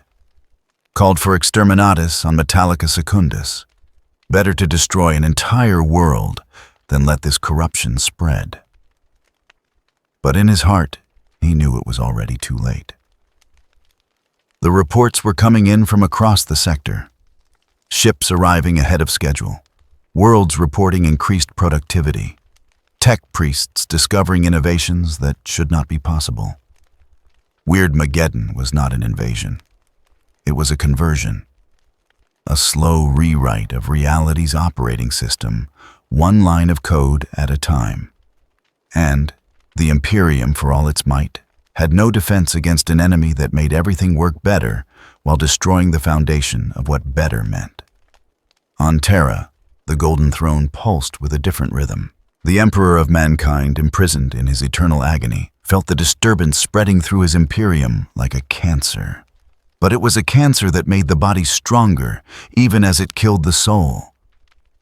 He tried to send a warning through the Astronomicon, tried to reach out to his psychically attuned servants, found his messages garbled, intercepted, rerouted through pathways that changed their meaning while preserving their form. The corpse god realized that for the first time in 10,000 years, he was no longer the greatest psychic presence in the galaxy. Something was drowning him out, something that sounded like laughter. Across the segmentum obscurus, the cult of the seeing eye celebrated. Their prayers had been answered. Their geometric god was manifesting in the materium, bringing liberation through angles and freedom through mathematics. They did not understand that they were fuel being consumed, that every prayer made them more of what Bill needed them to be. That belief was the virus, and they were the carriers. They simply celebrated drawing their triangles and speaking their paradoxes, spreading Weirdmageddon one converted mind at a time. And Bill Cipher, stronger now than he had been since arriving in this dimension, began planning the next phase. The Grey Knights were just a test, a proof of concept. The real show was about to begin, and the audience had no idea they were already part of the performance. The warp screamed. It had always screamed, of course. That was its nature.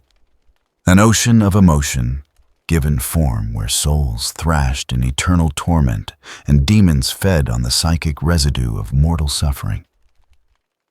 But this was different. This was the scream of something fundamental breaking down, like a machine discovering that its gears were optional. In the brass citadel of Khorne, the blood god rose from his throne of skulls. Armies of demons paused in their eternal warfare, sensing their master's attention shift from the battlefield to something else. Something that had been irritating Khorne for months, but had now crossed from annoyance into genuine threat. Khorne did not think in words. He thought in violence, in rage, given purpose, but if he had possessed language, he would have recognized that his domain was being invaded. Not by an enemy army, by a concept, by the idea that violence did not need rage to fuel it, that destruction could be whimsical, random, funny. The god of blood and war did not appreciate comedy. In the garden of Nurgle, the plague god stirred in his cauldron of despair. His garden of diseases, lovingly cultivated over eons, was showing signs of contamination. Not by rival plagues or competing corruption, by something worse, by hope that wore the mask of nihilism, by laughter that acknowledged suffering and simply decided it was beside the point. Nurgle had spent eternity teaching the galaxy that entropy was inevitable, that decay was natural, that acceptance of mortality was the only path to peace. Now something was teaching mortals that entropy was negotiable, that decay was just an opinion, that mortality was a contract you could break if you knew the right loopholes. The Lord of Decay found this philosophically unacceptable. In the Palace of Pleasure, Slaanesh writhed with sensations that even the god of excess found difficult to categorize. The Prince of Chaos fed on experience, pushed to extremes on sensations so intense it became transcendent. But this entity, this triangle, was offering something different. Not pleasure or pain, not excess or deprivation, just nonsense. Pure, undiluted, meaningless chaos that refused to serve any purpose beyond its own existence. The Dark Prince wanted to consume it, to add it to the infinite catalog of experiences. But how did one consume something that existed outside the framework of consumption? In the Crystal Labyrinth, Tzeentch had been planning, scheming, analyzing every permutation of the triangle's existence, searching for the thread he could pull to unravel the entire tapestry. Kairos's report had been troubling. Subsequent observations had been worse. The entity was growing stronger, yes, but more concerning was how it grew.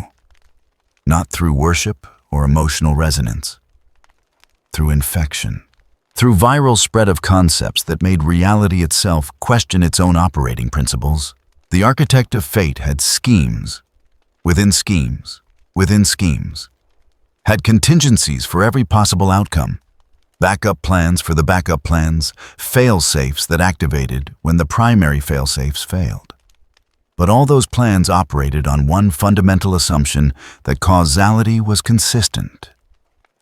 That if you manipulated the right variables, you could predict and control the outcome.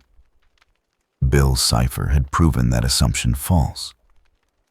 The four chaos gods conferred something they did rarely and with extreme reluctance. They hated each other with a passion that transcended mortal comprehension. Khorne despised Tzeentch's schemes. Nurgle pitied Slaanesh's emptiness. Slaanesh mocked Khorne's simplicity. Tzeentch manipulated them all, but they were parts of the same whole. Different aspects of chaos, different expressions of the warp's fundamental nature, and that nature was being threatened by something that was not chaos, not order, just wrong. They manifested in a space between spaces, a neutral ground in the warp, where their powers balanced each other into mutual stalemate. The meeting place was nowhere and everywhere, existing only because four gods agreed it should. Khorne appeared as a mountain of brass and bone, every surface covered in blood that never dried. His voice was the sound of 1,000 battlefields compressed into syllables. "Kill it," Nurgle manifested as a garden given sentience, flowers blooming from rotting flesh, beauty and decay in perfect harmony. His voice was the gentle whisper of plague winds. It spreads like disease, but brings no comfort, no acceptance, only confusion. Slaanesh took no single form, cycling through 1,000 bodies, each more impossibly beautiful and horrific than the last. The prince's voice was nails on crystal, pleasure and pain indistinguishable. It offers nothing I can taste, nothing I can add to my collection. It is experience that refuses to be experienced. Tzeentch appeared as a constantly shifting pattern, a fractal of possibility and change. His voice was the sound of 1,000,000 conspiracies collapsing into a single realization. It breaks causality. Not by opposing it, but by suggesting causality was always optional. Every scheme I weave around it unravels. Every trap I set springs on nothing. It is the antithesis of planning, because it operates on no plan at all. The four gods regarded each other with the closest thing to cooperation they had managed in millennia. Then, "We are agreed," Tzeentch said. "The triangle must be eliminated." "How?" Khorne demanded. "It does not fight, it mocks." "We could offer it a place among us," Nurgle suggested in his grandfatherly tone. "Make it part of chaos. Give it purpose within our grand design." "It has already rejected purpose," Slaanesh hissed. "I have felt its desires. It wants nothing we can offer, because it already has everything. It wants the ability to exist without justification." "Then we force the issue," Tzeentch declared. "We draw it into confrontation. We make it fight on terms. It cannot refuse." The Chaos Gods began to weave their trap. Khorne would provide the rage. Nurgle would provide the persistence. Slaanesh would provide the temptation. Tzeentch would provide the framework that bound it all together. They reached into the Imperium, into Segmentum Obscurus, where Bill's influence had grown strongest. They touched the minds of the cult of the Seeing Eye, corrupting them in reverse, making them desperate, making them fearful, making them pray to their geometric god with genuine terror instead of blind faith. And Bill, feeding on those prayers, felt the shift immediately. The triangle manifested in the warp, in a region he had claimed for himself, a pocket dimension that existed adjacent to chaos, but separate from it. Here geometry was law, and physics was a polite suggestion. His cultists' prayers reached him as streams of data emotion filtered through mathematics. He felt the fear, felt the desperation, felt the trap being woven around him. "Subtle," Bill said to the empty space around him. "Real subtle. About as subtle as a brick to the face with a note attached saying, 'This is a trap.'" The space around him began to shift. The Chaos Gods were manifesting, bringing their domains with them. Brass citadels grew from nothing. Gardens of plague sprouted in impossible soil. Palaces of pleasure materialized in dimensions that moments ago had been empty. Crystal labyrinths extended infinitely in all directions. Bill found himself surrounded, not in 3 dimensions, in every dimension simultaneously. The Chaos Gods had brought the full weight of their domains to bear, reshaping this corner of the warp into a prison designed specifically for him. "Face us, aberration." Khorne's voice shook the fabric of space itself. "Face us and know the meaning of true power." Bill spun slowly, taking in the assembled might of the galaxy's dark gods. He should have been terrified. Should have realized he was massively outmatched. Should have understood that he was moments away from being unmade by entities that could reshape reality with a thought. Instead, he laughed. "Oh, man." Bill said, his eye twinkling with genuine delight. You guys actually coordinated. You actually worked together. That's adorable. When's the last time you four agreed on anything? We agree you must end, Nurgle said gently, as if explaining a simple truth to a child. You spread disorder without purpose. You corrupt without offering salvation. You are a disease that brings no peace. Disorder without purpose, Bill repeated. Buddy, that's the best kind of disorder. Purpose is what makes things predictable. I'm in the business of unpredictability. Slaanesh's form coalesced into something approximating a humanoid shape, beautiful and terrible beyond description. You claim to understand chaos' little triangle, but chaos is ours. Emotion given form, experience pushed beyond limits. You are merely noise. Noise. Bill's voice took on an edge. I'm the signal that makes your noise realize it's been following a pattern this whole time. You guys aren't chaos. You're chaos with structure, chaos with rules, chaos that feeds on specific emotions and follows predictable patterns. He gestured at each god in turn. Rage guy, plague guy, sex and sensation guy, scheming guy. You're all playing your parts in a cosmic drama that's been running the same script for 10,000 years. And you would change that script? Tzeentch asked, his form shifting through countless permutations. Change it now. Bill's eye narrowed. I'd delete it. Start over. Maybe write something actually interesting instead of this grim, dark tragedy you've got going. Khorne attacked first because subtlety was not in the blood god's nature. A wave of pure rage crashed down on Bill, concentrated malice that could shatter planets. The force of Khorne's will distilled into a weapon that had broken greater demons and humbled gods. Bill met it with a paradox. What happens when an unstoppable force meets an unmovable object? The question hung in the air, and reality paused to consider it. Khorne's rage, which knew no obstacle, encountered Bill's refusal to acknowledge that obstacles were mandatory. The two concepts collided and produced a result that mathematics rejected. Both outcomes were true and false simultaneously. Khorne's attack dispersed into quantum uncertainty, breaking down into probability waves that forgot what they were supposed to be calculating.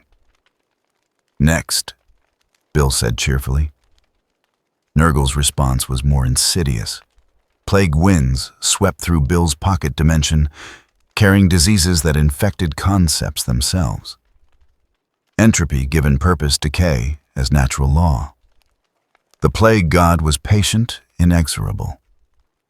He did not need to destroy Bill, only to wait for the inevitable moment when the triangle ran out of energy, out of options, out of existence. Bill countered by reversing time. Not everywhere, just on the plagues. Made them unhappen, rewinding their existence until they were less than potential, less than possible, less than the thought that might have spawned them. Entropy is negotiable, Bill declared. Time is a flat circle and I've got a can opener. Slaanesh tried seduction, offered Bill everything he could desire. Power beyond measure, pleasure beyond comprehension, the ability to reshape reality as he saw fit. All he had to do was join chaos, become part of the system, accept that there were rules and the rules could benefit him. Bill's response was a single word: boring. The rejection hit Slaanesh harder than any attack could have. The Prince of Pleasure fed on desire, on wanting, on the endless pursuit of more. To be told that everything on offer was boring was to be told that the fundamental premise of existence was wrong. Tzeentch watched and calculated, saw his fellow gods failing, and adjusted his approach. The architect of fate did not rely on brute force or temptation. He relied on inevitability. on the fact that all things given infinite time and infinite variables eventually followed predictable patterns. He wove a web of causality around Bill, not an attack, a cage made of consequences. Every action the triangle took spawned 1,000 reactions, each one carefully orchestrated to lead toward a single outcome, Bill trapped in a loop of his own making, forever reacting to problems.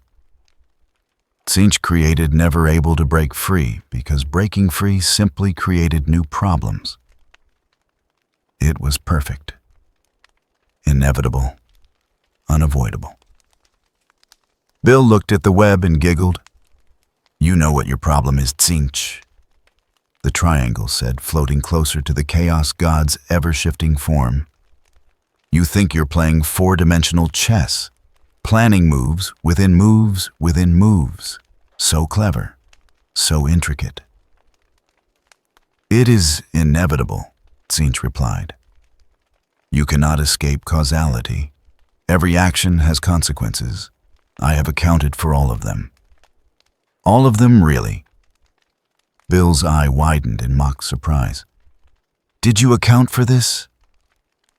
He ceased to exist. Not in the sense of being destroyed or banished. He simply stopped being a thing that existed in any state Tzeentch's web could account for. The causality cage found nothing to trap, because Bill had temporarily opted out of being subject to cause and effect. When he reappeared a moment later, he was outside the web, having bypassed it entirely by choosing not to participate in the framework it required to function. "You can't trap something that doesn't believe in traps," Bill explained. "You can't scheme against someone who doesn't acknowledge that schemes are binding." The four chaos gods paused. For the first time in their eternal existence, they encountered a problem they could not solve through their usual methods. Khorne could not kill what refused to die according to his rules. Nurgle could not decay what existed outside the concept of entropy. Slaanesh could not seduce what wanted nothing. Tzeentch could not scheme against what operated on no scheme. "You cannot win," all four gods spoke in unison, their voices combining into a sound that would have driven mortal minds into immediate insanity. "We are eternal. We are fundamental. We are chaos itself." Yeah, very impressive," Bill said, waving dismissively. "Your eternal aspects of the warp born from mortal emotion, sustained by mortal suffering, yada yada. I've heard the speech. Very dramatic. But here's the thing you don't get." The triangle expanded, growing larger, until his eye was the size of a planet, staring down at the assembled gods with something approaching genuine anger. "I don't want to win. I don't want to conquer you. I don't even want to destroy you." His voice took on an edge that made the warp itself tremble. "I want to show you that you're optional. That this whole cosmic game you've been playing, where you feed on mortals and mortals feed you and everyone pretends it's some grand eternal cycle. It's a choice, and I'm here to give people a different choice." "There is no choice but chaos or order," Tzeentch stated. "There is no third option." "There's always a third option," Bill countered. "It's called none of the above. It's called I reject the premise of the question. It's called maybe reality doesn't need your permission to be different." Khorne roared and charged, bringing the full weight of the blood god's rage. Nurgle spread plagues that could end universes. Slaanesh wove temptations that could break the will of gods. Tzeentch deployed schemes so complex they bordered on physical laws. Bill met them all with chaos that had no purpose, with nonsense that followed no rules, with paradoxes that rejected the framework necessary to resolve them. The battle raged across the warp, reshaping regions of the Imperium into geometries that should not exist. Demons caught in the crossfire found themselves transformed into creatures that could not decide if they existed or not. Currents of emotion became confused, flowing in directions that spatial dimensions did not support. But Bill was tiring. He had grown stronger since arriving in this reality, yes, but he was still fundamentally an outsider. Still running on power he had stolen and borrowed and improvised. The Chaos Gods were eternal, sustained by an entire galaxy's worth of suffering and emotion. He could not win through attrition. So he did not try to win. "You know what?" Bill said, his form flickering as he prepared to retreat. "This has been fun, educational, really helped me understand the local power structure. But I think I've made my point. You flee!" Korn's voice shook with contempt. "Coward! Flee! Nah, I'm just wrapping up Act 2. Bill began to fade, dispersing back into whatever dimension he had emerged from. "You guys wanted to know if you could stop me. Answer is maybe if you work together and put in the effort. But here's the real question." His voice echoed even as his form vanished completely. "Can you afford to keep working together? Can you maintain this alliance? Because every moment you spend focused on me is a moment you're not feeding on mortal emotion. A moment your domains shrink. A moment your power fades. And I can keep running. Keep hiding. Keep popping up in places you don't expect, doing things you don't predict." The Chaos Gods realized the trap they had walked into. Bill had never intended to fight them to the death. He had simply wanted to prove he could survive their combined assault. And in doing so, he had forced them into an impossible situation. They could pursue him, expending power and attention while neglecting the mortal realm that sustained them.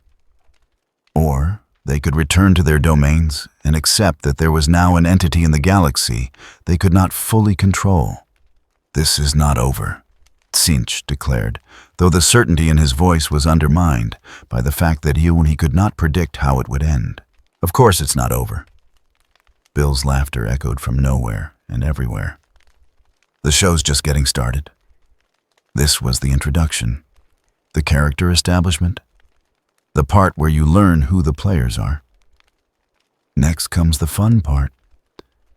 And with that, Bill's Cipher was gone, leaving 4 gods in a space between spaces, staring at each other with something approximating confusion. They had thrown everything at the triangle and failed to end him. Not because he was stronger, but because he played by rules they could not counter with their usual methods.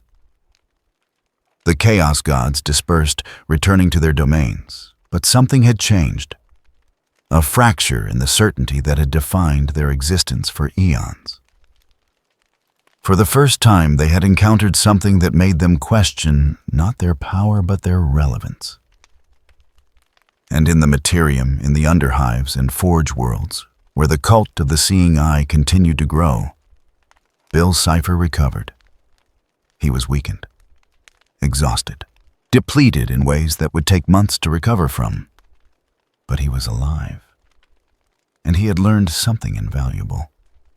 The Chaos Gods could be fought, not defeated maybe, not destroyed, but frustrated, delayed, made to question themselves, and that was enough. Because Bill's Cipher did not need to destroy the gods. He just needed to convince mortals that they were optional. And with that thought planted in a million minds across a dozen sectors, Weirdmageddon entered its final phase. The phase where reality itself would have to choose between what it was and what it could be. The phase where the galaxy would learn that the real horror was not the darkness. It was the laughter echoing from the spaces between. The galaxy died slowly, one laugh at a time. It was not the sudden apocalypse that seers had predicted, not the overwhelming tide of chaos spilling through rift after rift, not the tyrannid swarms consuming all biomass, not even the Necrons awakening to reclaim their ancient empire. It was something quieter, more insidious, more fundamentally wrong. On a million worlds across the Imperium, people began to forget why they worshipped the Emperor. Not in the sense of losing faith. They simply could not remember the logical chain that connected devotion to survival. The equation stopped balancing. Prayer plus sacrifice should equal protection. But when they worked through the math, the variables canceled out into nonsense. Tech priests stared at their holy schematics and saw geometric patterns that led nowhere. The Omniscia's designs had always been perfect, but perfection required a frame of reference, and the reference points were dissolving like sugar in rain.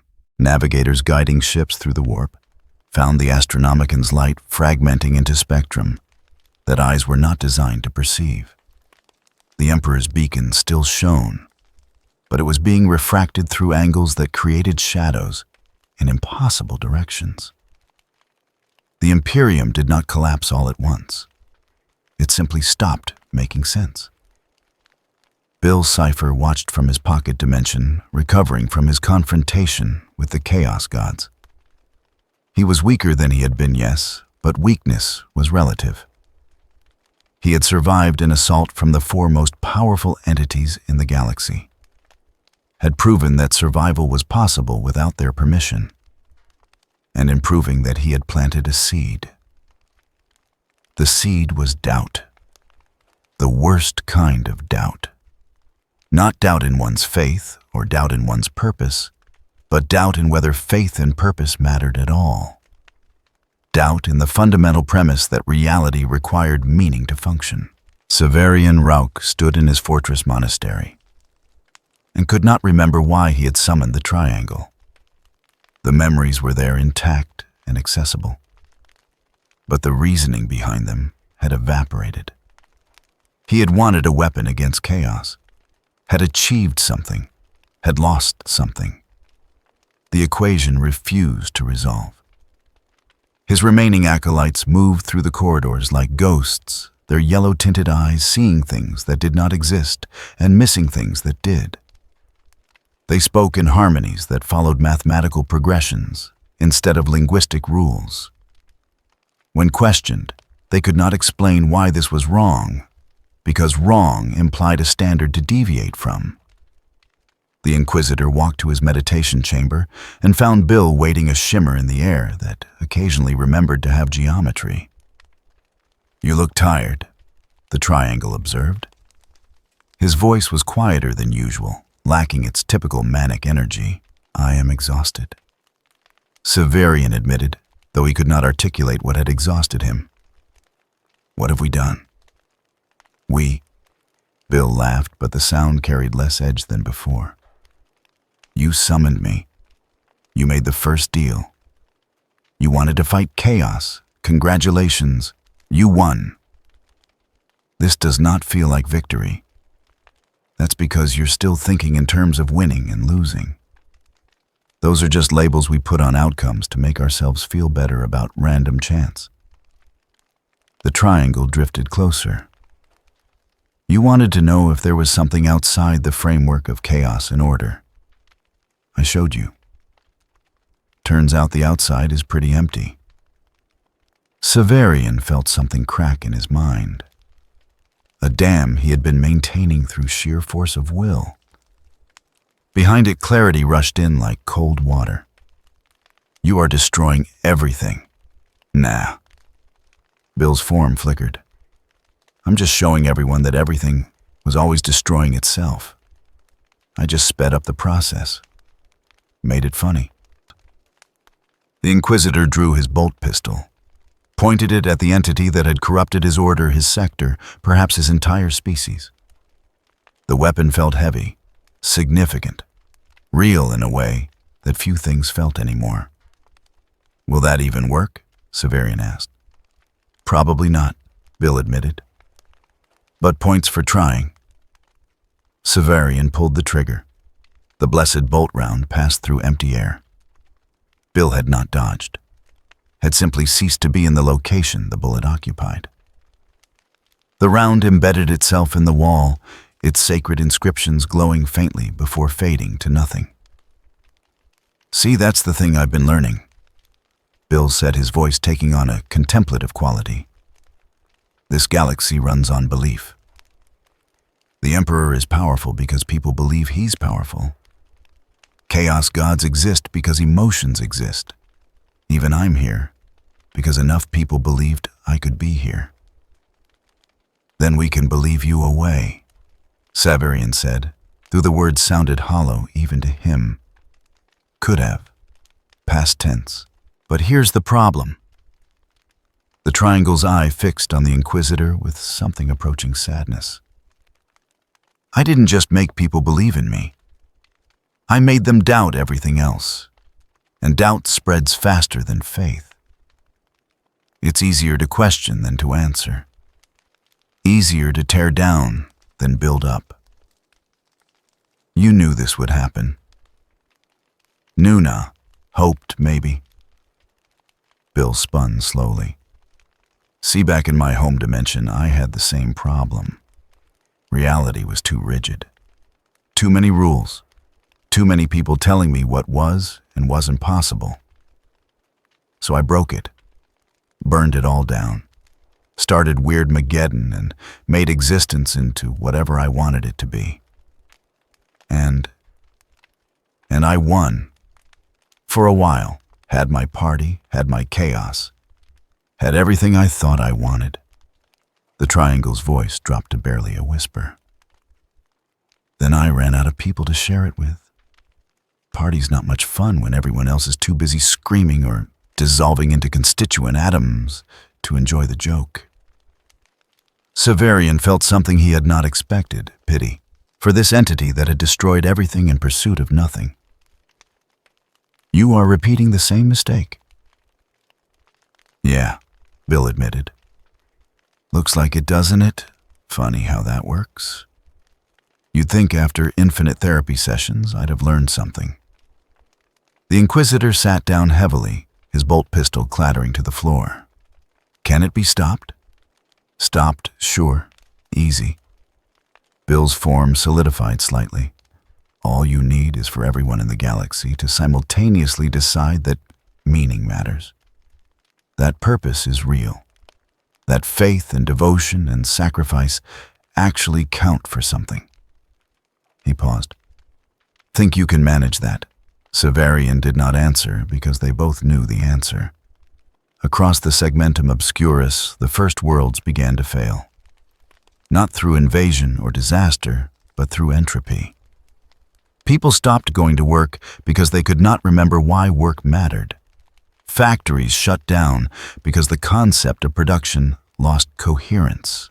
Armies disbanded because war required believing the enemy was worth fighting. The administratum sent increasingly desperate missives demanding explanations. The responses came back in geometric patterns that formed words in languages that had never existed. The bureaucrats filed the reports and moved on, because at a certain point, impossible paperwork was just another day in the Imperium's endless machinery.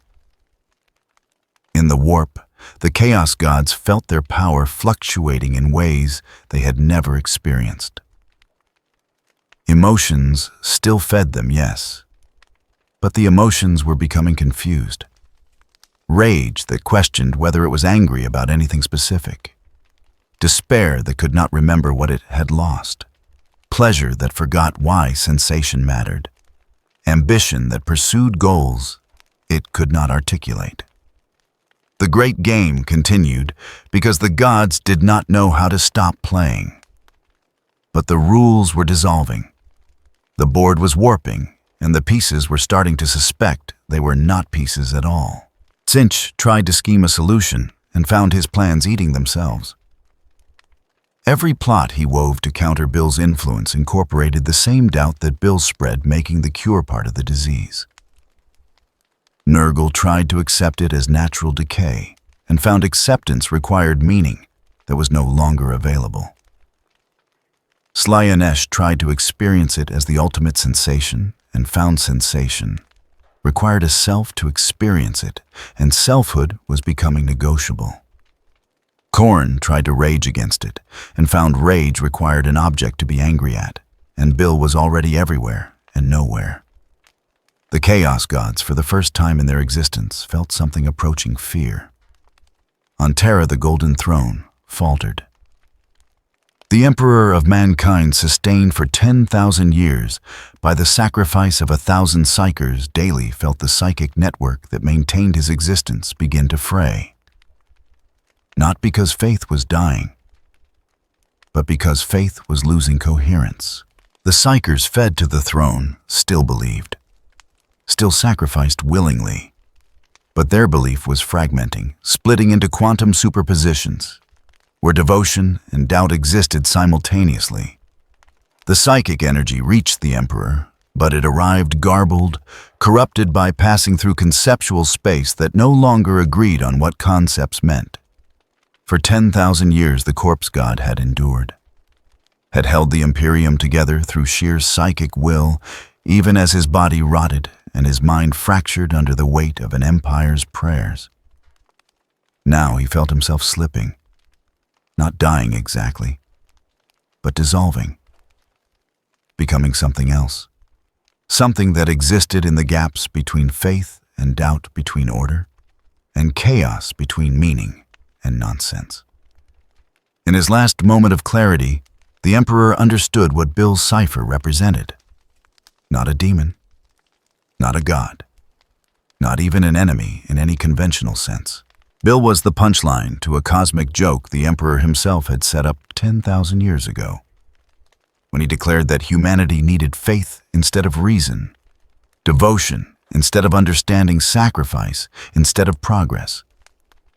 The Emperor had built an Imperium on the premise that meaning was mandatory. Bill had simply asked, what if it was not? And reality, tired of being told what it had to be, had started considering the question seriously. The Emperor's last thought before his consciousness dispersed into the warp was simple. He should have seen this coming. The Astronomicon went dark. Not all at once. It flickered first like a candle in wind. Then it stabilized at a lower intensity. Then it began broadcasting on frequencies that navigator houses had no charts for. Ships in the warp found themselves lost, but lost in a way that meant arriving at destinations they had not intended to reach, but somehow needed to be at. The Imperium began its final transformation. Not into chaos, not into darkness, into uncertainty. Bill's Cipher felt it happening and found he did not feel triumphant. He floated in his pocket dimension, watching reality unravel according to patterns he had set in motion, and felt nothing resembling satisfaction. This is what you wanted, he told himself. This is liberation. Freedom from meaning. Freedom from purpose. Freedom from the tyranny of having to make sense. But freedom for what? Freedom to do what? The question lingered. In the underhives where his cult had grown strongest, the believers began to fade. Not dying. Simply becoming less substantial, less real. They had given themselves so completely to the idea that reality was optional that they were opting out one by one, dissolving into the spaces between moments. Bill tried to stop it. Found that he could not. The virus he had spread had mutated beyond his control. Doubt was consuming. Doubt was consuming doubt in an infinite regression that led nowhere.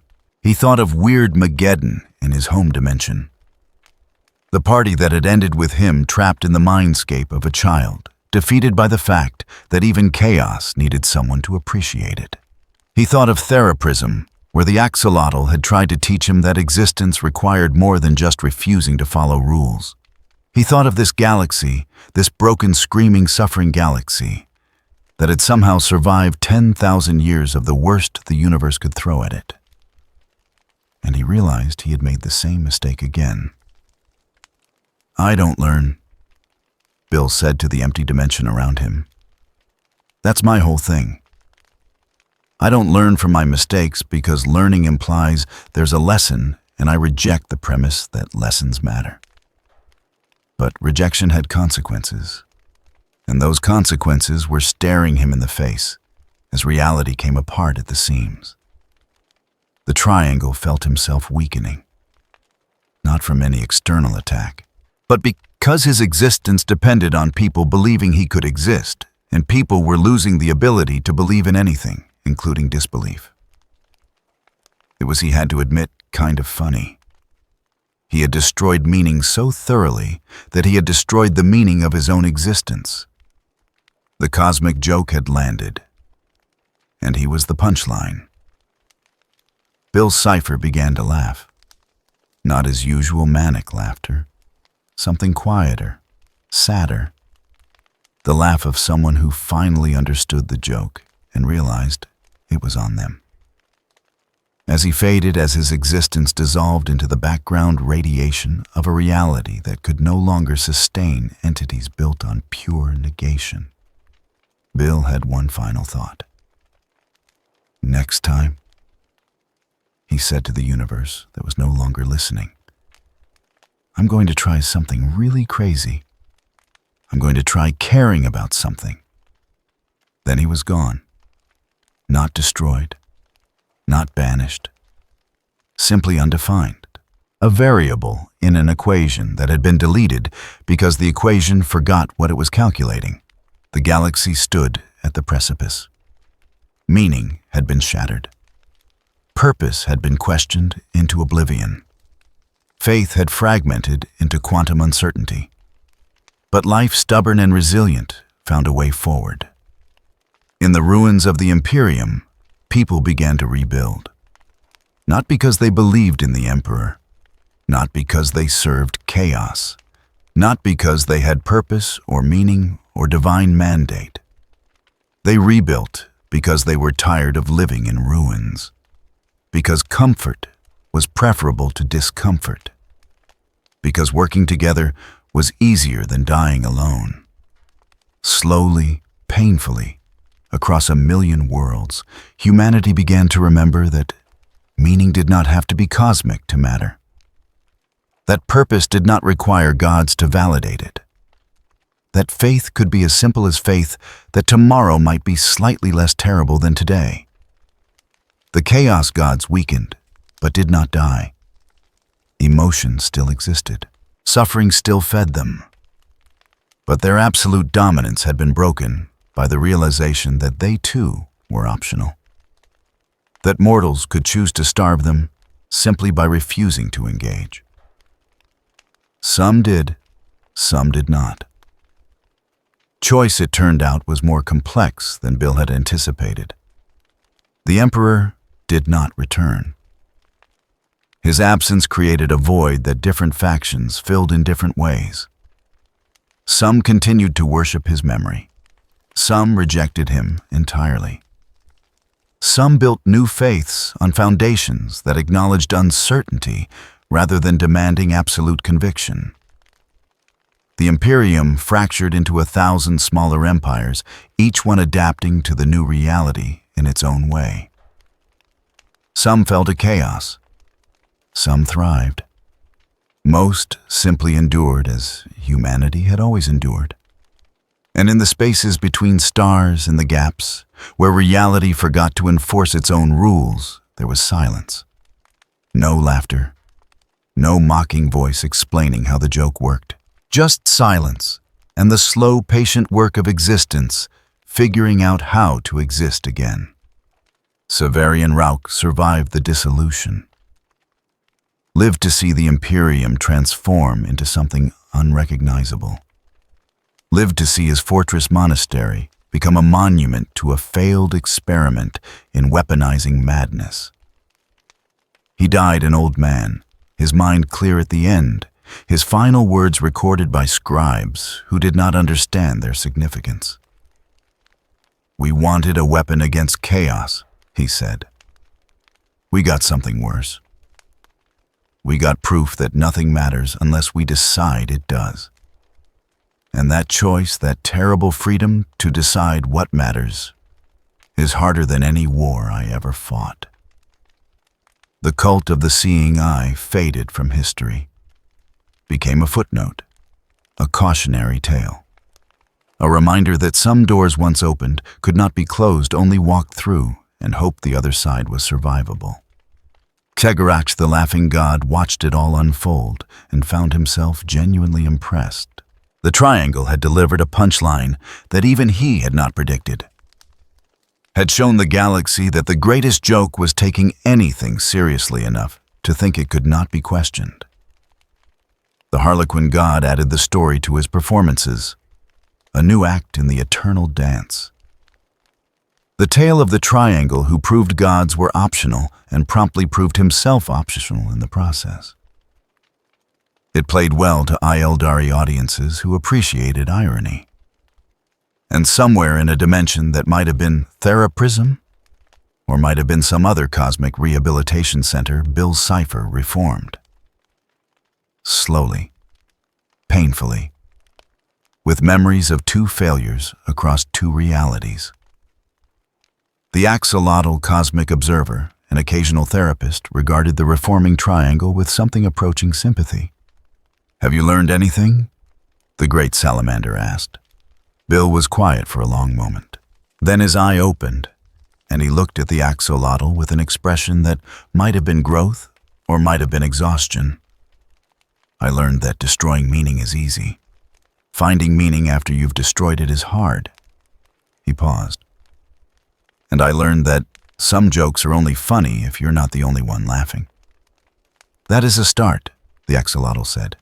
"Yeah," Bill agreed. "Just a start. Still got a lot of therapy ahead of me." "Infinite amounts, technically." "Great. Can't wait." But despite the sarcasm, there was something in Bill's voice that had not been there before.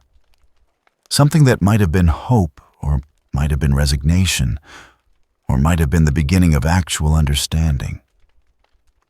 And in the 40,000th millennium, in a galaxy that had survived its brush with absolute meaninglessness, humanity continued its long crawl towards something that might eventually resemble wisdom.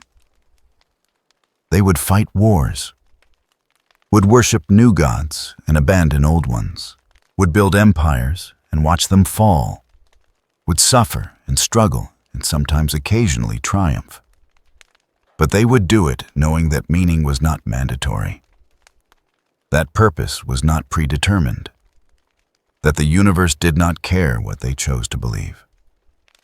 And that knowledge, terrible and liberating in equal measure, was Bill Cipher's final gift to a galaxy that had never asked for it. The joke was over. The universe stopped dreaming. And in the silence that followed, something new began to grow. What it would become, no one could say. But it would be chosen, not imposed. Built, not discovered. Meaningful, because someone decided it mattered not, because reality demanded it. And perhaps in the end, that was enough. The galaxy turned. Stars burned and died. Civilizations rose and fell. And somewhere in the background, radiation of existence, very faintly, if one listened closely enough, there was the echo of laughter. Not mocking, not triumphant, just the quiet acknowledgement that the cosmic joke would continue, and that was okay, because jokes were better when everyone could share them. Even the punchlines, especially the punchlines.